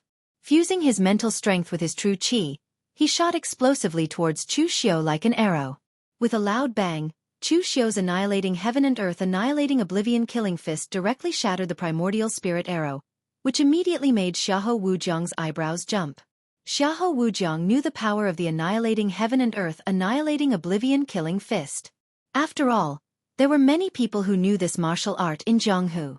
There were many experts from the military of Eastern Qi who knew this martial art, and Xiahou Wujiang had even seen them use it. However, even those cultivators from the military of Eastern Qi did not have such a terrifying cultivation in the annihilating heaven and earth annihilating oblivion killing fist. Who was this person in front of him to be able to condense such a terrifying killing intent? However, Xiahou Wujiang was not depressed at this time. Everyone had a weakness. The person in front of him was indeed terrifying in terms of strength, but the imperial spirit art of their Xiahou clan did not only have this little power. In the instant that the primordial spirit era was shattered, a golden light burst out from the exploding Gang Qi, heading straight for the aperture point between Chu Xiu's eyebrows. This was a golden light, the purest power of Xiahou Wujiang's primordial spirit. Once it entered his opponent's body, it would immediately suppress his opponent's mental strength, turning him into his puppet. However, in the instant that the golden light approached his body, Chu Xiu's eyes evolved into a boundless abyss, and he used the annihilating heaven and earth annihilating soul-shifting technique. An equally majestic mental strength instantly strangled the golden light of Xiahou Wujiang's primordial spirit. Because his own mental strength was still somewhat connected to the golden light of the primordial spirit, Xiahou Wujiang also suffered some shock. This made him groan and take a few steps back, a look of shock in his eyes. To be able to cancel out the power of his primordial spirit without any effort, the other party's mental strength had obviously reached a certain level, even enough to contend with him. However, the power of the other party's killing fist had made Xiahou Wujiang think that the other party was definitely proficient in this kind of close combat killing technique.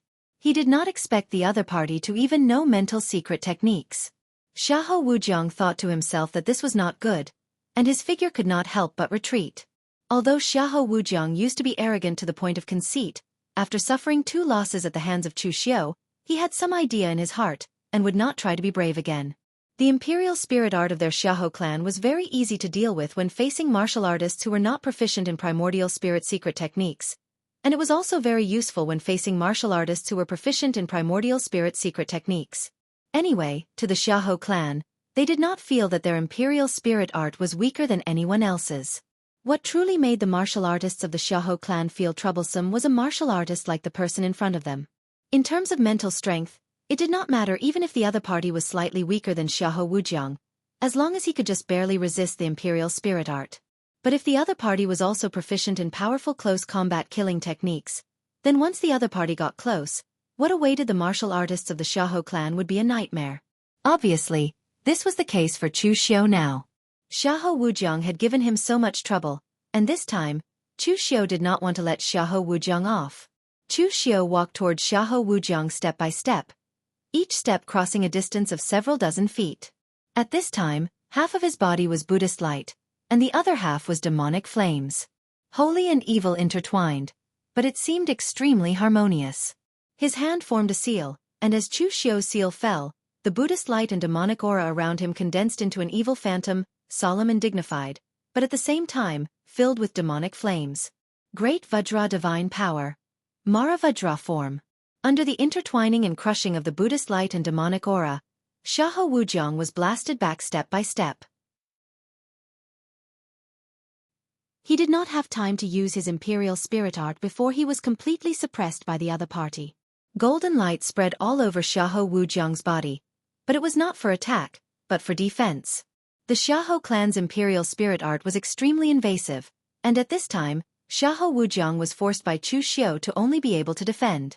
It could be imagined how much pressure he was under now. Seeing the opponent in front of him closing in step by step, Xiahou Wujiang could not help but grit his teeth, and a ruthless look appeared in his eyes. Although there were not many Buddhist and demonic cultivators in the pugilistic world, there were still many, especially in the Sixth Demon sect. Almost all the martial artists from the Sixth Demon sect cultivated demonic and Buddhist cultivators at the same time. Therefore, Xiahou Wujiang had subconsciously regarded the other party as a martial artist from the Sixth Demon sect. Because the other party rarely appeared in the Central Plains, he did not know him. But right now, it was no longer important to see the other party's background. If he continued to be suppressed by the other party, he was afraid that he would not be able to wait for his father's rescue, and he would be in danger. Therefore, Xiahou Wujiang directly used the power of his primordial spirit to clash head-on with Chu Xiu. But because his own strength was too weak, he was still blasted back dozens of feet, and a mouthful of blood spurted out. However, Xiahou Wujiang seemed to have done it on purpose. He pulled his hands horizontally, and his stellar energy condensed into the shape of a zither string. As he infused all his mental strength into his hands, he plucked the zither string, and a series of explosive sounds came from Chu Xiu's ears. Imperial Spirit Guqin Sound. This technique of the Xiahou clan used stellar energy as the zither string, but in fact, it was played with mental strength, and every step was filled with murderous intent. But unfortunately, it was still useless. The seals in Chu Xiu's hands changed, and from the Mara Dharma form to the Guardian Vajra, the demon-subduing pestle completely condensed from stellar energy came crashing down, completely smashing the stellar energy zither string formed by Xiahou Wujiang into pieces. Xiahou Wujiang did not have time to resist, and he suddenly spat out a mouthful of blood. It was unknown whether he was really injured or just sullen. At this time, Xiahou Zhan saw that Xiahou Wujiang was beaten to the point of vomiting blood, and he simply could not imagine it. As a father, he naturally knew how much strength his son had, so Xiahou Zhan was also relieved. As long as he did not encounter the top 10 on the Longhu list, Xiahou Wujiang could win. But now it was a slap in the face. Xiahou Wujiang seemed to have lost miserably, even in imminent danger, so Xiahou Zhan immediately wanted to rescue Xiahou Wujiang, but he was entangled by Situ Li, who did not give him any chance at all, which made Xiahou Zhan even more anxious. He was this generation's patriarch of the Xiahou clan. In the next generation, Xiahou Zhan also wanted to support Xiahou Wujiang to this position, so that his bloodline would completely become the main bloodline of the Xiahou clan. Of course, the premise of this was that Xiahou Wujiang could be qualified for this position, and could live long enough to take over this position. But now that Xiahou Wujiang was in imminent danger, Xiahou Zhan directly gritted his teeth and did not care about anything else. He had to rescue his son first. After all, he was the hope for the rest of his life. Although he had more than one child, Xiahou Wujiang was the only one with the talent to inherit the position of patriarch.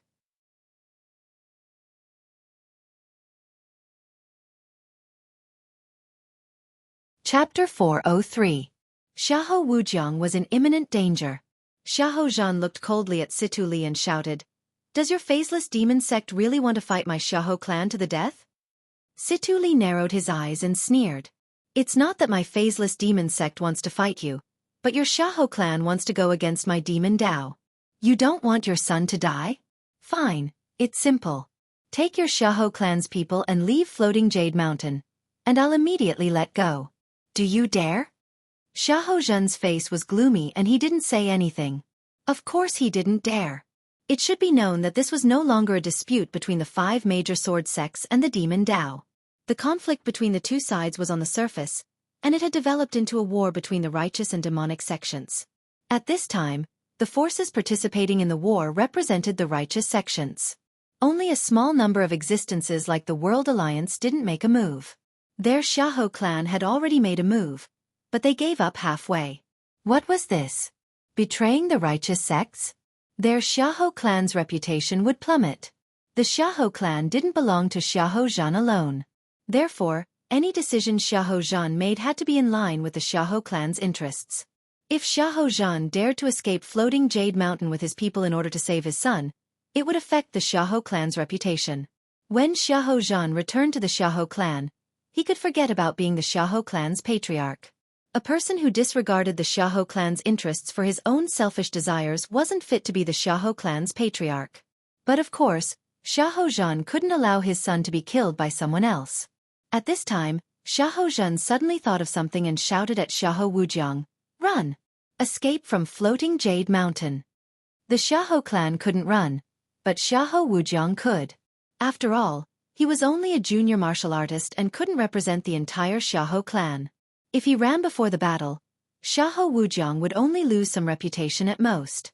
Anyway, for a junior martial artist like him, there was still a chance to make up for his reputation in the future. Xiahou Wujiang was shocked. Even if Xiahou Zhan hadn't said it, he already wanted to run.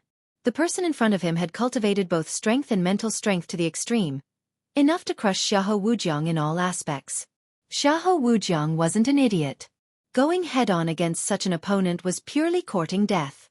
Hence, Xiahou Wujiang immediately turned around and fled without any hesitation. Seeing Xiahou Wujiang's actions, Chu Xiu sneered. If Xiahou Wujiang could still escape this time, then it would only be if he really had great luck on him. Although Xiahou Wujiang's realm was improving very quickly, in fact, in terms of combat power, Xiahou Wujiang was still not as good as Nie Donglu. His background and foundation were too weak. Xiahou Wujiang had stepped into the 5 Qis origin realm because of external factors, and he hadn't had the time to train his own origin realm yet. Therefore, his current realm was a little shallow. Even if Chu Xiao couldn't use the Sky Demon Dance or the fast and slow 9 words formula in order to hide his identity, he could still easily crush Xiahou Wujiang. The devil qi around Chu Xiao surged and shrouded him. At the same time, Chu Xiao's eyes also glowed with a hint of red. In an instant, he stepped into the selfless killing realm. His speed suddenly rose by a large margin, and he directly attacked Xiahou Wujiang. Berserk demonic qi and killing intent condensed around Chu Xiao's body as he continuously attacked Xiahou Wujiang. Xiahou Wujiang would spit out a mouthful of blood with almost every punch that landed. However, Xiahou Wujiang was really putting his life on the line in order to escape. Gritting his teeth, Xiahou Wujiang pointed a finger at his forehead. In an instant, his qi and blood mixed with golden light shone brightly. The Xiahou clan's method of burning their essence blood was also different from the others. The others only burned their essence blood, but the Xiahou clan's people burned both their essence blood and their essence soul. Although it consumed more of their essence blood, it was also more powerful. In the blink of an eye, Xiahou Wujiang's body actually bloomed with 7 rays of golden light, exploding around him. Their auras were exactly the same, and it was impossible to distinguish the real from the fake. Chu Xiao was not anxious at all. The murderous intent in his eyes faded, and what replaced it was a strange scene of the sun, moon, and stars rotating. Chu Xiao used the heaven-sun gazing at air technique to the extreme. The 7 figures in the golden light were almost visible, and there was no place to hide. Xiahou Wujiang's escape technique was called the soul transformation technique. It evolved thousands of divine thoughts, and it had no offensive power. It was purely prepared for escape. It could be said that even a martial arts grandmaster would not be able to see the mystery in it. Either your speed and strength were extremely fast, and you could catch up to those golden lights and shatter them one by one to see if they were real or fake, or you could only try your luck.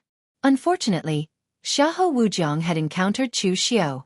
The heaven-sun gazing at air technique almost completely countered his Xiahou clan's technique. After catching up to Xiahou Wujiang's real body, Chu Xiao's fist landed. Before the Gang Qi had even reached his body, the powerful murderous intent had already made Xiahou Wujiang vomit blood and destroyed the meridians in his body. After burning his essence blood and spirit, Xiahou Wujiang's strength had been exhausted to the extreme. He was originally not a match for Chu Xiao, and now he could forget about fighting in close combat with Chu Xiao.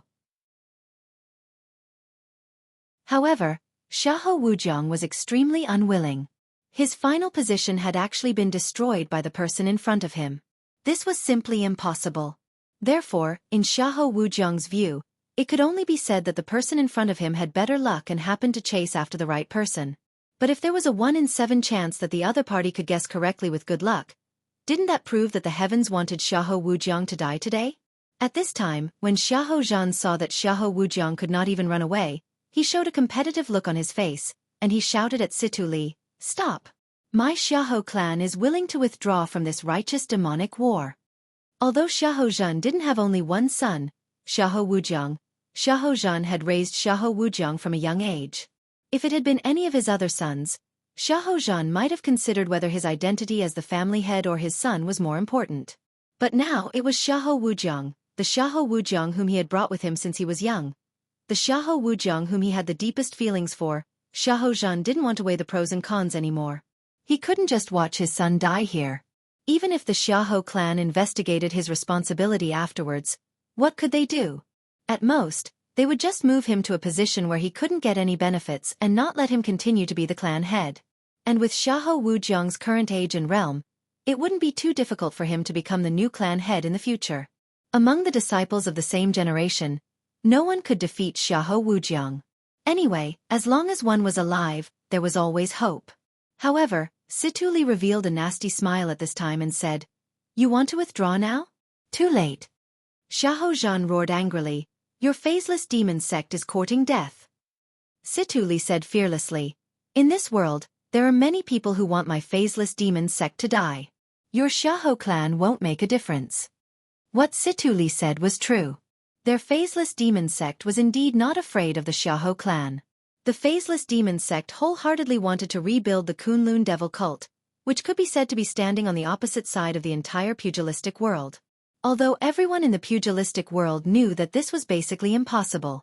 So from the beginning, The phaseless demon sect was already prepared to face the hostility of the entire pugilistic world. Now, it didn't matter if the Xiahou clan was added or not. Most importantly, with the way the phaseless demon sect acted, even if the Xiahou clan wanted to find them for revenge, they wouldn't be able to find them. Meanwhile, on Xiahou Wujiang's side, he had been pushed to the extreme by Chu Xiao. Between life and death, Xiahou Wujiang fiercely clenched his teeth. His hands formed a complicated seal, and a strange symbol appeared between his eyebrows. Countless primordial spirit golden light gathered at one point, and the light shone brightly. In an instant, it shrouded Chu Xiao. Xiahou Wujiang had erupted all the power of his primordial spirit. He was completely prepared to use his own spiritual power to forcefully resist Chu Xiao's spiritual power. This was a method that would completely destroy both sides. Even if Xiahou Wujiang didn't die after this, his spiritual power would be completely destroyed. But unfortunately, if Xiahou Wujiang used this move at his peak, Chu Xiao would definitely choose to retreat and escape. Xiahou Wujiang wanted to fight with his life, but Chu Xiao didn't want to fight with him. But unfortunately, Xiahou Wujiang had already burned his blood essence just now, and the power of his primordial spirit had fallen by a large margin. At this time, even if he wanted to fight with his life, he already didn't have the capital to do so. Chu Xiao's eyes were like deep pools. He displayed the soul-shifting technique of extinguishing skies and extinguishing earth to the extreme. Shrouded in the primordial spirit golden light, he directly fought and strangled Xiahou Wujiang head-on. As soon as the spiritual power of both sides came into contact, Xiahou Wujiang let out a muffled groan, and then his eyes revealed a look of shock. He had already recognized Chu Xiao's identity. Spiritual power seemed to be invisible and intangible, but in fact, it had more characteristics than true qi. Of course, this characteristic could only be discerned by martial artists like the Xiahou clan, who specialized in spiritual power. Xiahou Wujiang had once competed with Chu Xiao's spiritual power at the God Weapon Conference, so now that the two sides' spiritual power clashed, he instantly recognized Chu Xiao's identity. This guy dressed as a demonic martial artist turned out to be Chu Xiao. Xiahou Wujiang wanted to shout and expose Chu Xiao's identity.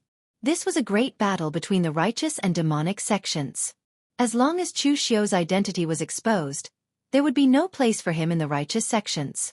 Unfortunately, all his spiritual power was entangled with Chu Xiao. Not to mention shouting, he couldn't even say a word.